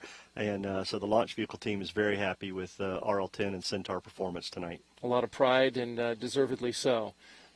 Talk about now what the Centaur is doing as it prepares for this separation event. Yeah, Centaur is maneuvering into position, getting ready to separate spacecraft on the trajectory that it needs to head off into this transfer trajectory. So the RCS thrusters and everything are moving the vehicle around since body rates have slowed down, and it's positioning itself in for to deliver Solar Orbiter onto its transfer trajectory. And you can see in that representation how it is maneuvering to get into that position, just a few seconds away from that separation now. In fact, just less than a minute. The Centaur continues to perform well, and it is positioning itself at this very moment. What's the actual mechanical procedure that takes place in order for this spacecraft to separate from the Centaur? First thing is, as we said, main engine start, main engine cutoff on that second burn was very important to get us where we need to be. Now Centaur has positioned itself, and as you can see in the STK firing there, the graphic, the RCS continues to fire to settle out the body rates and the Centaur to get it into position and a stable mode to separate this spacecraft.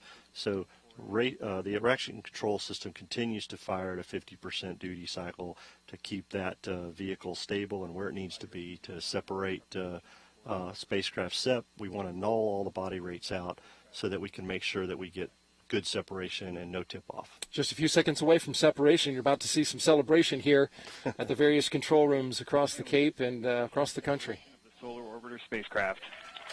So we've just heard from Patrick Moore. There Good indication of separation. That is a huge milestone for the Solar Orbiter team. Daryl, as you see in the ASOC there, they are celebrating. Yeah, and they were celebrating here in the Mission Directors Center as well. You can see some hugs and handshakes going around. This is, of course, a big mission for ULA, especially given the collaboration that took place. You're talking about 22 different countries that were involved in this spacecraft, the Solar Orbiter. We're talking about a decade or more in the planning.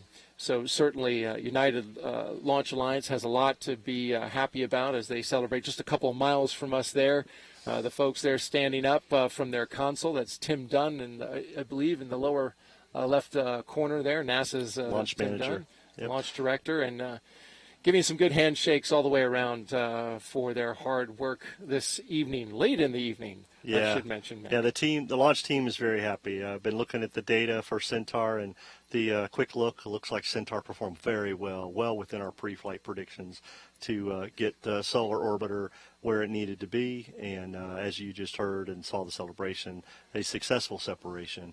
Now we're just waiting to hear from our spacecraft team, roughly 2 minutes from now, hopefully, that we will get acquisition of signal and make sure that everything is going well with the Solar Orbiter spacecraft. So the mission is a success so far, but we still have a little bit more to go to make sure Solar Orbiter is on its way. Holding out for those final moments as they pass to get this spacecraft separation. We know the spacecraft team is here with us, just behind us here in the Mission Directors Center. They've been pretty calm and collected throughout their work, and you know them. Oh, yeah, very well. The spacecraft team, and you're going to talk to them a little bit later, how things are going from that aspect, and I think they're going to be very happy. You can see here the Denver Ops Center in Denver, Colorado. The ULA engineering team is still looking at data on performance of the launch vehicle. Even though we've had a successful SEP, things still get looked at to make sure everything was within our pre-flight predictions from that aspect. Again, a very exciting moment. I'm very excited that we are here and looking forward to get acquisition for that. So things are going well with the teams and as we proceed forward. So now the Centaur has separated away, and there's a little bit of business that it actually has to do as it leaves the spacecraft. Yeah, now that the spacecraft is left, Centaur has to perform a couple maneuvers to get out of the way and make sure that it's basically done with its mission so the solar orbiter can move on and we have no interferences and things like that. So it is going to fire its thrusters a little bit longer to make sure that it's well away from solar orbiter as we continue with the mission and wait for acquisition of signal. And as you see there on your screen, that's a picture of the Mission Director Center here at AE, where our ESA friends are sitting and waiting on that acquisition signal from their spacecraft. So I'm looking forward to seeing and hearing that from them and see how excited they are to know that Solar Orbiter is out there and doing its thing. That's right, and just a few seconds away from that event, Mick, and the spacecraft team is sitting in the front row that you see there on the left portion of your screen. So once that confirmation comes in that the spacecraft has indeed sent its signal and they verify that it is in the place that it is expected, you can probably expect to see a great amount of relief and celebration from that front row here at the Mission Directors Center at the Cape Canaveral Air Force Station. Of course, we're in the broadcast booth to the upper right with our backs to you, but it's not trying to be impolite, but we are monitoring our systems here as well. Yeah, well, like you said, we're looking at data too, and we're waiting to see that.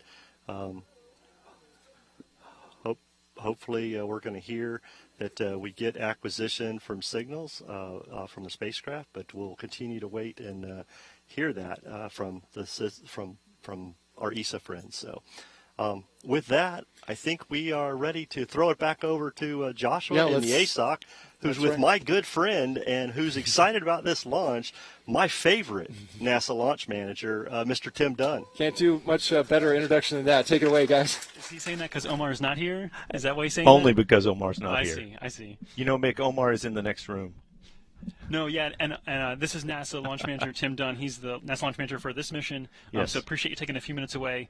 We kind of keep saying this, that we're not done yet. Right. But we're close. We're getting there. Close. We keep getting there. Everything's going well. So tell us about the flight so far. How do we do? So flight's going really well so far. I'm a little bit tamped down on my enthusiasm just because we want to get a few key mark events from the spacecraft. Yes. But obviously, countdown went incredibly smooth. Worked a couple of minor issues in the background, nothing of significance. Boy, gorgeous weather. Range instrumentation from the 45th Space Wing was exceptional today. The ULA team, I can't say enough about the ULA team. Just incredible how they're able to process and prepare this rocket. So a great countdown, beautiful night liftoff here on the Space Coast. I hope folks locally you enjoyed it.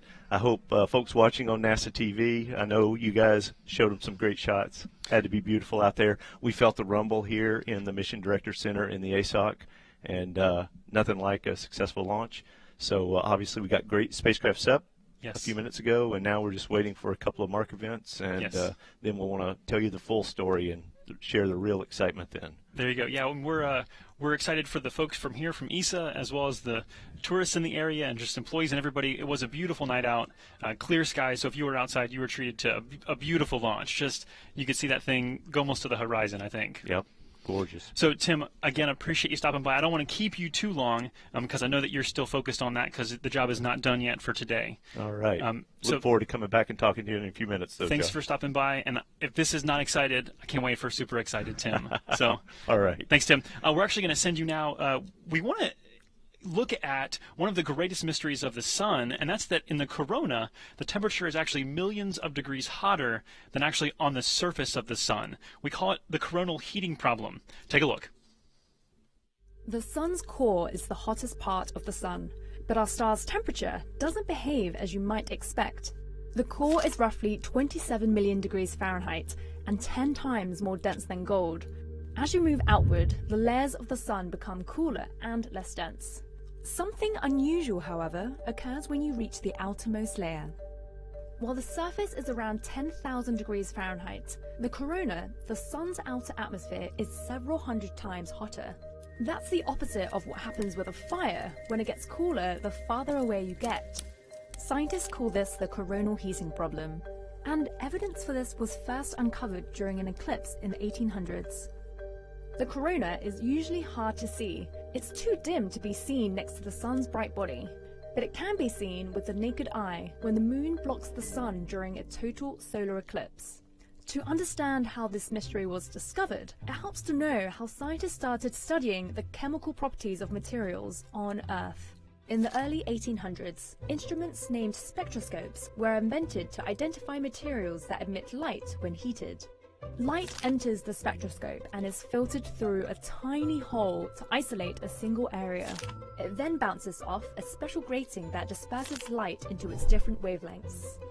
While sunlight contains every wavelength, scientists discovered that every chemical element and compound contains a unique pattern of wavelengths that allows scientists to determine the composition of light sources. It wasn't long before astronomers started extracting information from the light of distant stellar objects. In 1869, two scientists independently decided to point a spectroscope toward the corona during a total solar eclipse. As the sun's light disappeared, the pattern of wavelengths changed. They saw something they had never seen before. A bright green line that did not relate to any element found on Earth. For a short while, scientists named it coronium. It wasn't until 70 years later that a Swedish scientist discovered that these lines were the result of elements such as iron being stripped of its electrons. Every element has a specific number of electrons surrounding the nucleus. As each electron is removed, more energy is needed to remove the next one. The green line shows that iron has been stripped of 13 of its 26 electrons, indicating that the corona needed to be millions of degrees, counterintuitively far hotter than the sun's surface. Scientists have since proposed a variety of theories for what mechanisms could be adding that extra heat into the atmosphere. One theory suggests that small waves in the sun's surface pushes particles and heat into the atmosphere, a bit like how ocean waves push surfers. Another theory suggests small bomb-like explosions from the realignment of the sun's magnetic field create heat. Many scientists think it may be a mix of both. We've studied the corona from Earth during many eclipses, but to solve our star's biggest mystery, we have to make direct observations from the region itself.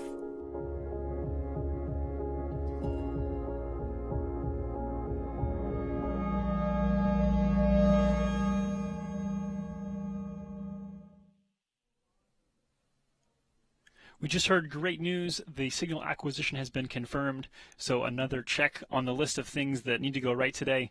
And so that list is coming together very beautifully. We're going to send you now out to NASA Edge's Franklin Fitzgerald to take a look and talk to an astrophysicist, a solar astrophysicist. Franklin? Thank you, Joshua. Yeah, I'm here with Dr. Alex Young, who is an astrophysicist from Goddard. Alex, how are you today? I'm doing fantastic. How are you? I'm doing pretty good. You saw the launch from Banana Creek. How was it? It was spectacular. It was so spectacular.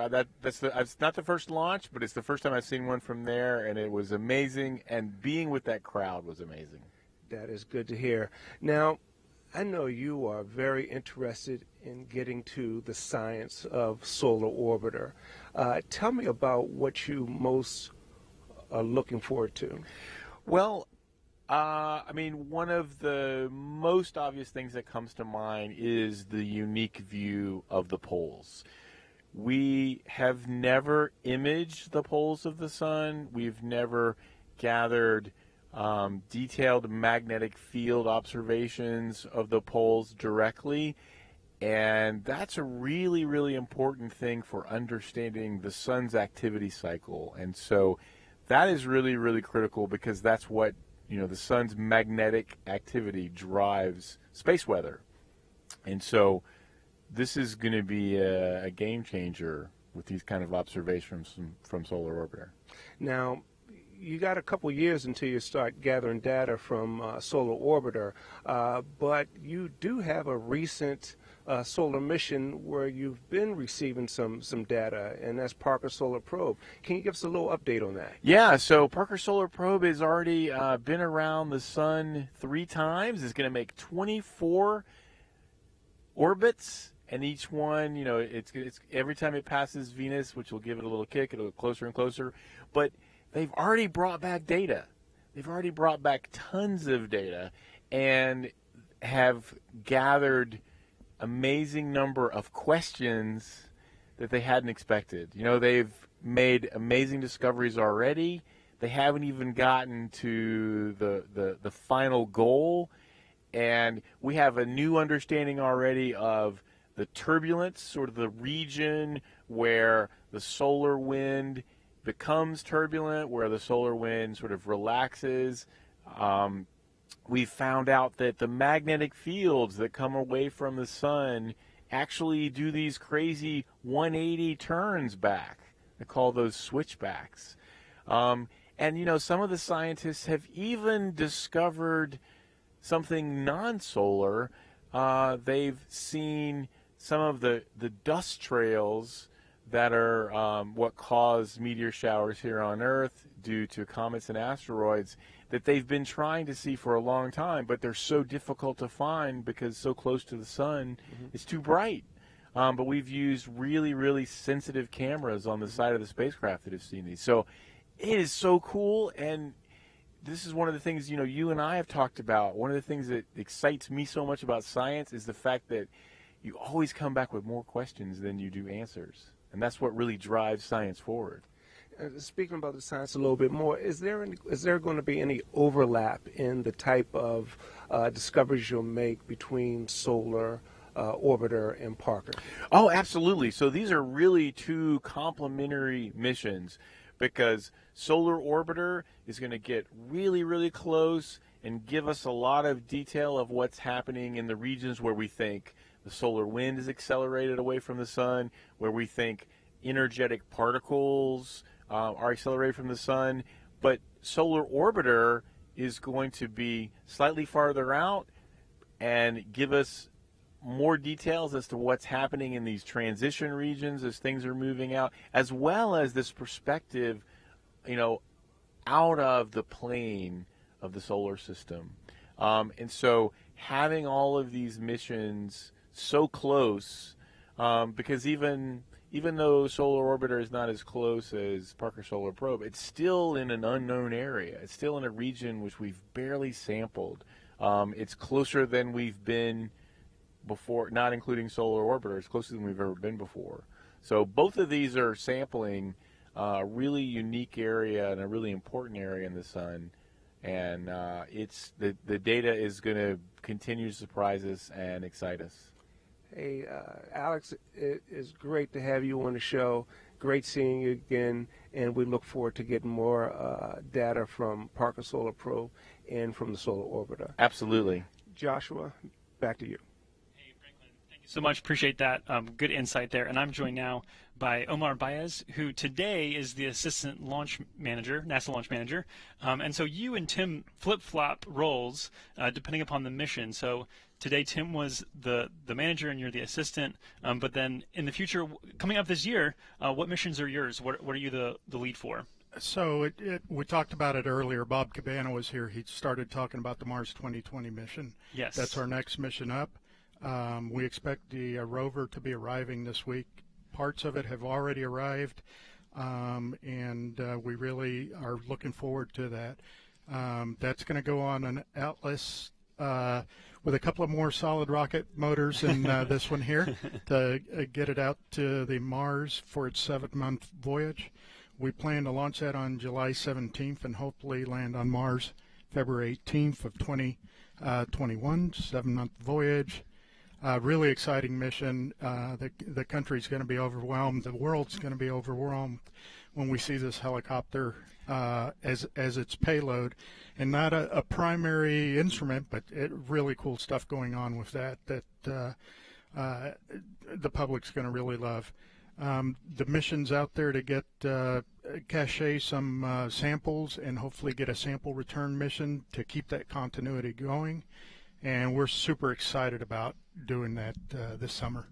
Yeah, that's awesome. So you're the lead for that one? I am the launch director for the Mars 2020 mission. Very cool. So tell me a little bit about the relationship that you and Tim have on launch day. Obviously, one of you's launch manager, one of you is the assistant launch manager. So practically speaking, what does that mean? We're completely interchangeable. Okay. So no matter what's going on, things get busy. We're able to take on that. If we get really busy, the other one can take some load off of the primary guy. That is what I'm there for today, is to do those things where when he's time crunched, I can help him out with. Likewise, when he's, stuff happens. You have to go to the bathroom. You have to eat. Sure. The practical things. You got to step in. Yeah, very good. So, and I think that's a really important point to key on, is that it's really an interchangeable where essentially you just have to have one person in charge. And so it's him, but ultimately you all kind of carry that weight together. Correct. So beyond Mars 2020, what's ahead for the Launch Services Program? Obviously, I think we're coming up on 22 years of existence.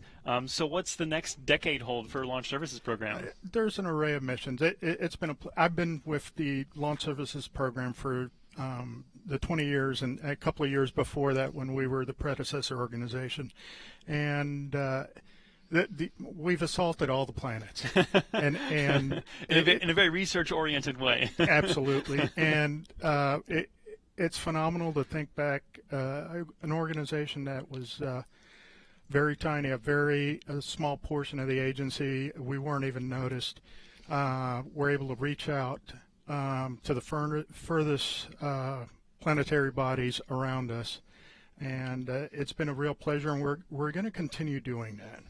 And as Bob said earlier, these missions are precursors to humans going out beyond Earth's orbit, and we really look forward to doing all the pre-work that we can with automation before the human gets out there. Sure, good. Does this job ever get old? You've been doing this a while now. Do you ever get tired of sitting there, another launch countdown? Does it ever feel that way? No. It's always exciting. I've got the most, I'm most fortunate in the job that I do. I really love it. Someday there will be a sunset for me. Just this prior week, I become eligible for retirement. Uh-oh. Not that I'm going, but it's a good feeling, and it's been a great career.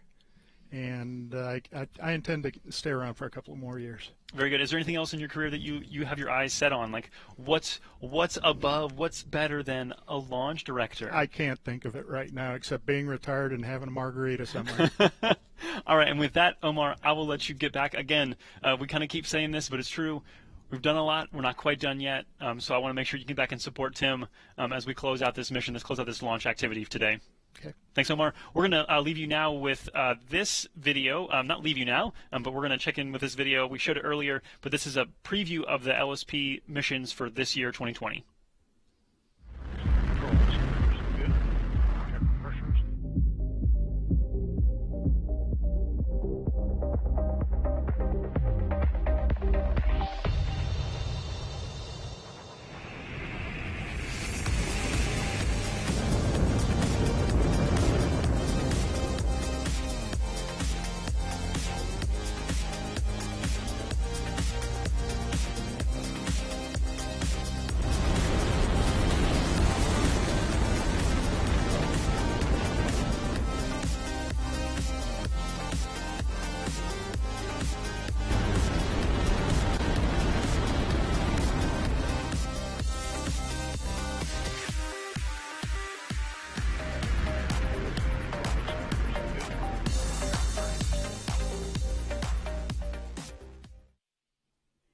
Obviously, we're incredibly grateful for the support and the service of the Launch Services Program and all that they do, helping make all of this science research and robotic exploration possible. We're going to send you now over for an update on where we are with the spacecraft. Daryl and Nick, how are we looking?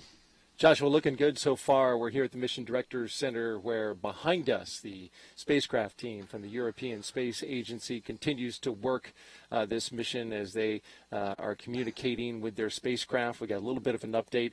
We heard the project manager, Cesar Garcia, talk over the audio loops. He gave a little bit of an update. Yeah, he confirmed that we did get acquisition signal, as Joshua reported out, so we know that Solar Orbiter is on its way, and the folks in Germany have acquired Solar Orbiter at the right position.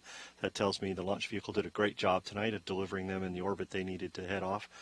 We did hear that they started their auto sequences, which is the software programs on board of the spacecraft to get ready for solar array deployment that we're waiting on.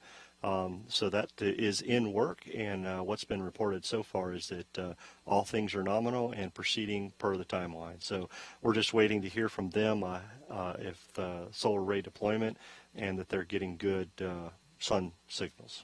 About an hour and 15 minutes ago, we launched here from the Cape Canaveral Air Force Station on an Atlas V rocket bound for the sun. The Solar Orbiter spacecraft on top. It was a good flight. Initially off the ground, we saw the good separation, and now we're getting some celebration here at the MDC. We're getting more information on that solar array deployment. As you can see there, they just erupted in applause on the front row.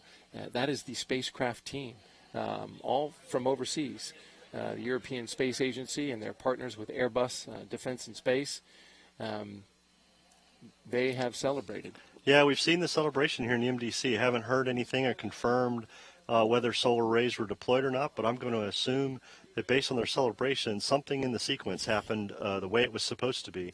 So we'll continue to monitor and find out what's going on, but based on that, I would say things are going very well for Solar Orbiter, and we'll just wait for that confirmation, verbal confirmation that solar arrays were deployed, but we'll see. It's been an exciting night with the liftoff of Solar Orbiter on the Atlas V 411 vehicle, and things are going well so far. So we're getting to that point that I like to say we can really celebrate that things have all gone successful. It's a good moment in time for this mission, which has been going for an hour and 17 minutes now as we approach just 20 minutes after midnight here on the East Coast. There was a little bit of a treat for us, although we can't quite show this yet, but we certainly saw it on our screens where we saw the replay of a spacecraft separation event. Certainly they confirmed that there was spacecraft separation, but to see that visually, it looked really good. Yeah, it is. The team had a camera on board. Unfortunately, based on the flight and the orbit that we were putting Solar Orbiter into, you could not get that real time and live. So the team had stored that in telemetry, downloaded it once they got over a ground station that they could get that. They're verifying that video and making sure it's all good. So I'm sure in the days to come you will see some live video of Solar Orbiter's separation from the Atlas V. But it's always good to get that confirmation from the spacecraft and from the team that everything's going well. And as you see on the screen there, we have live coverage from the MDC here at AE on the right-hand side, and on the left we have a live shot of the ESOC in Germany from the ESA team.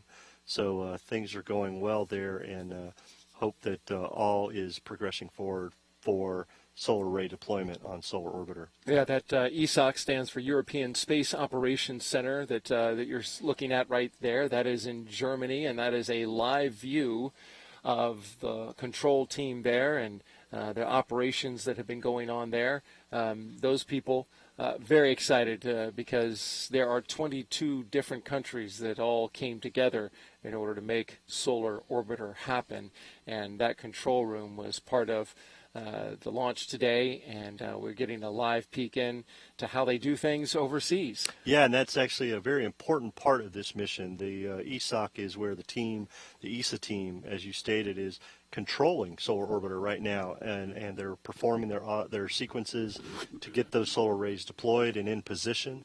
That team is monitoring the spacecraft very closely. They're communicating that status back to Cesar Garcia here in the MDC. And, we'll hopefully hear from Cesar a little bit later in the show here. But that team is doing a lot of work to make sure Solar Orbiter is performing well and doing what they have to accomplish to get solar arrays out. So we'll continue to monitor that situation and see how that goes. Watching that very closely, and as we await solar the solar array deployment, certainly they have a lot of work to do in the future because it will be several years before Solar Orbiter is in position to start gathering data and doing its science on the sun. So that operations center in Germany that you're looking at on the left, they've got a lot of work ahead of them. Oh, absolutely. In the next few months, they have a lot of checkout they want to do to verify that everything is operational and working after that smooth ride on the Atlas V tonight. But they want to double check and triple check all that stuff before they head on their way. Make sure everything is working, all the instruments are performing well. Check out those little apertures that you like so much on the heat on the heat shield. I on like the heat that. shield, to make sure they're working well, Yeah. right? Because you don't want those to fail once you get to the sun. And so the team will be doing a lot of checkout on the satellite over the next few months and possibly year to get ready for that. And they'll get into their gravity assist maneuvers around Venus and then head to the sun. And then come back and do some more work. And as we heard earlier in the show, 2 to 4 years, as Josh had mentioned, to get things going. So the team will be working hard out of that ESOC.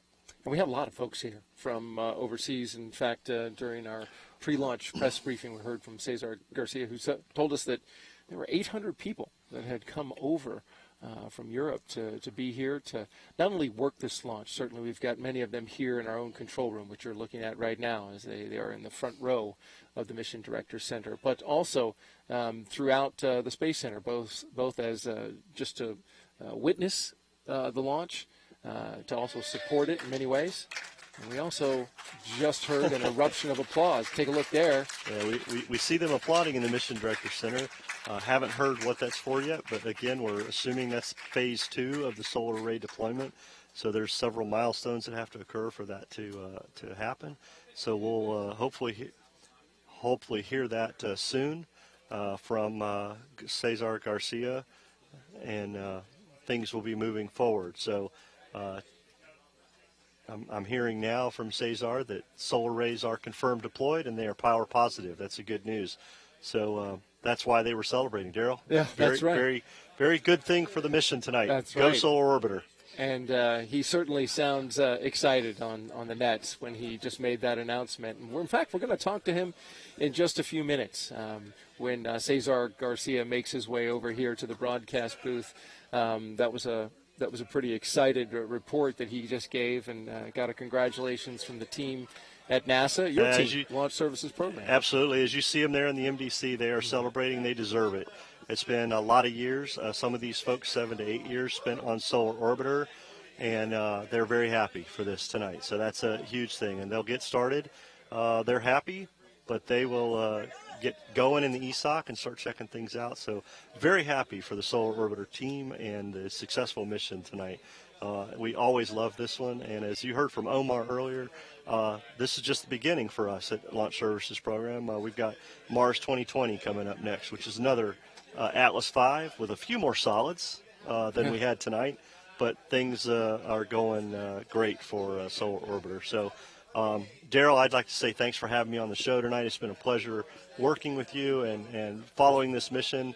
As usual, you did a great job, and thanks for having me. Well, likewise, Mick, we appreciate your expertise. Thank you for saying that. You have been a wealth of knowledge during this entire mission, and it's always nice to have somebody who knows the rocket, knows it well. And you've not only were giving us good insight into the flight today, but also on-the-fly calculations for standard to metric. That was just something to behold.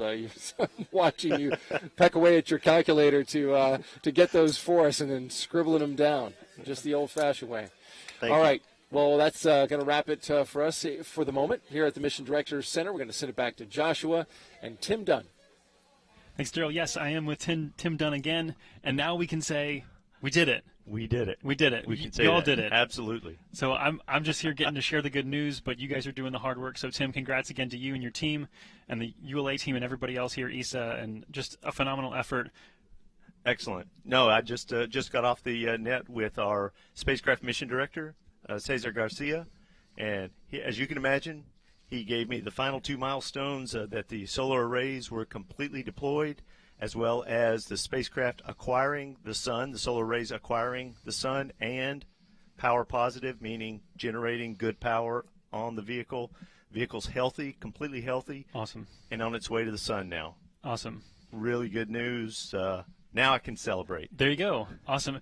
Do you all celebrate collectively, or do you just go home and take a nap? Is that celebration for you guys? I think given the hour of day, we'll probably celebrate a little bit tonight, go home. We've got a few celebrations planned for tomorrow during the day. Good. Yes. Yeah, so practically speaking, on kind of the business side of things, what happens for LSP after a launch? Are you all just, you're done and you kind of, you're done? Or is there more work to do for Solar Orbiter? Well, for Solar Orbiter, we obviously have to review all of the data from the rocket. So that's a process that takes on the order of a few weeks, maybe a month, month and a half, because what we want to do is we want to look at every piece, every parameter, every little bit of data that happened tonight and in flight, during the countdown in flight, analyze it, see if there's anything that the data is telling us. We're all a bunch of engineers. We want to scrutinize the data and then apply that and look at that. If we see something a little funny, address it before we have our next launch. And certainly if we, the LSP team, find something in data,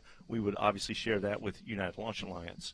And likewise, they provide us a lot of very detailed data. So getting ready for Mars 2020, you spoke to Omar just a bit ago. Yes. We're going to be really excited about flying on this magnificent Another rocket Atlas. one more time this year. So there's the Atlas V is just incredible. We love flying on it. The United Launch Alliance team is amazing. I would like to say the Launch Services Program team, my team, it's incredible. Thank you for all of your dedication for many years to make what happened happen tonight, working right alongside United Launch Alliance and your colleagues there. And then we all worked alongside our colleagues here at the Eastern Range with the 45th Space Wing. And then I can't end my comments without thanking our spacecraft customer. Yes. And in this case, it's the European Space Agency with their Airbus contractor who built the spacecraft. Yes. Just a joy to work with those guys. An international collaboration, 10-plus years in the making. I know you guys have been talking about that all night, but a lot of challenges. But I tell you what, when a team is focused on mission success, that's the universal language that we all speak. And here we are able to celebrate that. Yeah, and I wish we could somehow share something more specific with people to kind of let them understand what it means to thank that many teams. The Yes. fact that there's all those teams and all of the people on that doing their part of the piece of the puzzle to bring it all together to make this beautiful picture of a spacecraft in flight on the way to the sun happen. So absolutely. Tim, congratulations to you and your team. All right. Thank you, appreciate Joshua. your service. Appreciate everybody's hard work and effort. You're welcome. Again, rocketry is a team sport. Absolutely. Spaceflight is a team sport, and we've got some of the best around, no doubt. All right. Thank you so much, Joshua. Tim, I'll let you go celebrate. All right. Have a good night. And Thank we're going to you. send it back over to Daryl with Cesar over in Hangar AE. Thank you, Joshua. We're here with Cesar Garcia, the program manager for Solar Orbiter. Thank you for coming over and talking to us, and congratulations. Thank you very much. This is a very good moment. Yeah, tell me a little bit about the moment, just a few minutes ago where you made the announcement. Yeah, there's always a bit of tension before you get the signal, and we got the signal of the spacecraft pretty quickly, and that's a good sign. And then we had to deploy, point to the sun and deploy the solar arrays. Then there was a switchover of the logging antennas, and it took a bit longer to receive the information that the solar array had fully deployed. So we were a bit tense. And then we got the confirmation, and then once you get the confirmation, then it's like, well, the water's calm, and then you start becoming not only, let's say, confident, but extremely happy. And then is the moment when you start hugging people around, because this is the moment after so many years of work that Tim was saying before, and we are on the way to the sun. Let's go Solar Orbiter. It's a fantastic moment, and it's really something unique, if I may say. And you may, and it was certainly capped with a lot of celebration. Saw you hugging a lot of people in the room, a lot of handshakes. And going back to the beginning of the launch, where we launched right at 11:03 Eastern Time from right here at the Cape Canaveral Air Force Station, what was launch like for you as you kind of experienced that here inside the Mission Director Center? Well, I have to admit that I abandoned post. Nominally, I should have stayed on post continuously throughout the launch, but after L-15 seconds where we cannot hold anymore, so I actually picked up the phone and called our colleagues in ESOC so that I could still have permanent contact with them on the phone. Okay. And we ran out to see the launch, and it's a fantastic experience. First, you see, the night is lit by the rocket, and then like 15 seconds later, you start feeling not hearing but feeling the roar. And then you see all the dreams, all the expectations going up in sky, and it was very clear sky. We could see it for very many seconds going southeast. And I don't know, it's difficult for me to describe it, but it's like, well, we are unstoppable.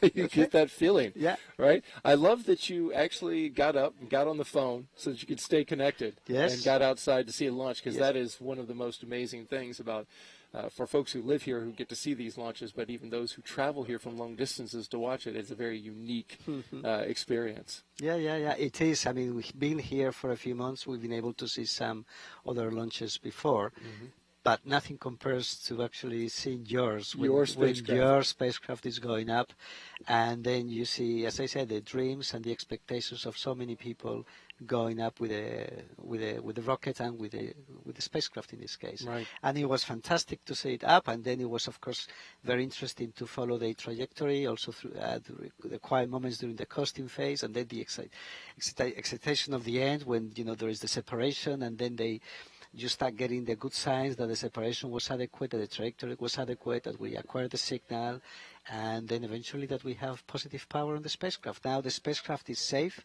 it's pointing to the sun, and is quite robust now to the next days where we'll start operating the various deployables and subsystems. Right, very good. And so you got a lot of work ahead of you, certainly, no doubt. Probably the tough part of spaceflight is over, but now a couple of years before the science starts, right? Yeah, well, the first few days are critical, where we do the basic deployments and the basic tests. Then during February we will do again a complete checkout of all the systems, and slowly we will start switching on the instruments.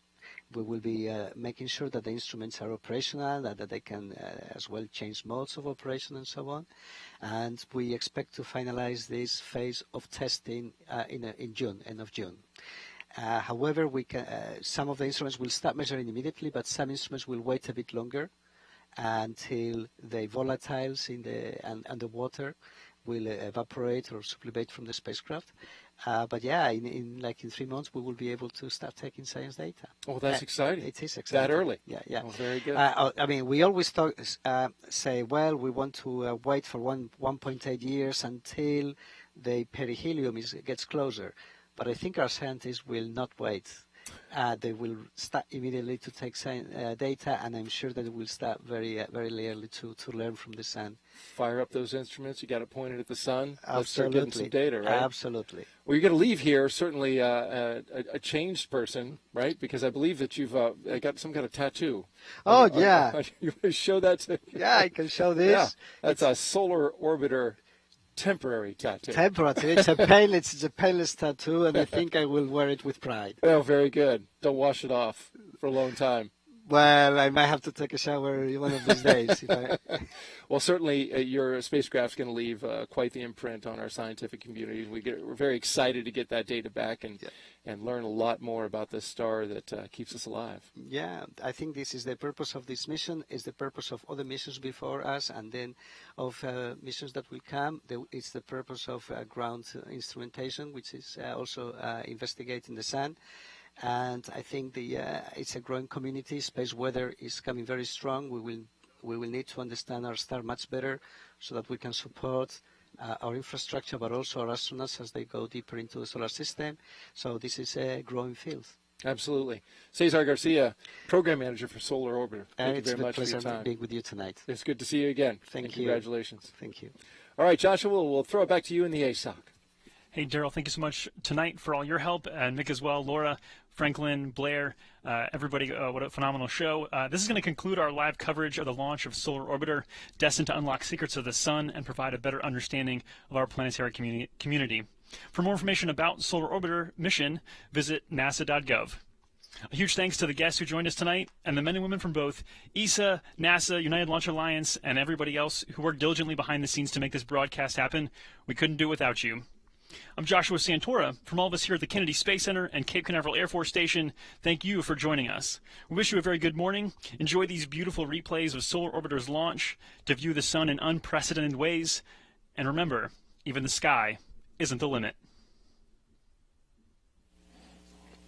There you heard the final status check for Booster Centaur and the spacecraft.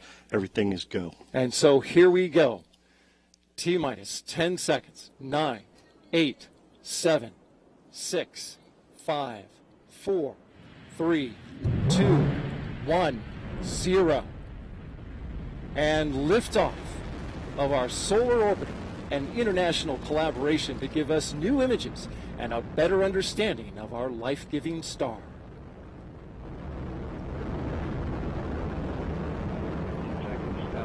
Utilization system is going Listen to now, close you're control. hearing the voice System of response Patrick looks Moore, good. ULA's launch commentator. Now 25 seconds into flight. Chamber pressure on the SRB looks good. Engine operating parameters on the RD-180 also look good. Good report so far. Atlas V And at beginning to 35 pitch over. seconds in.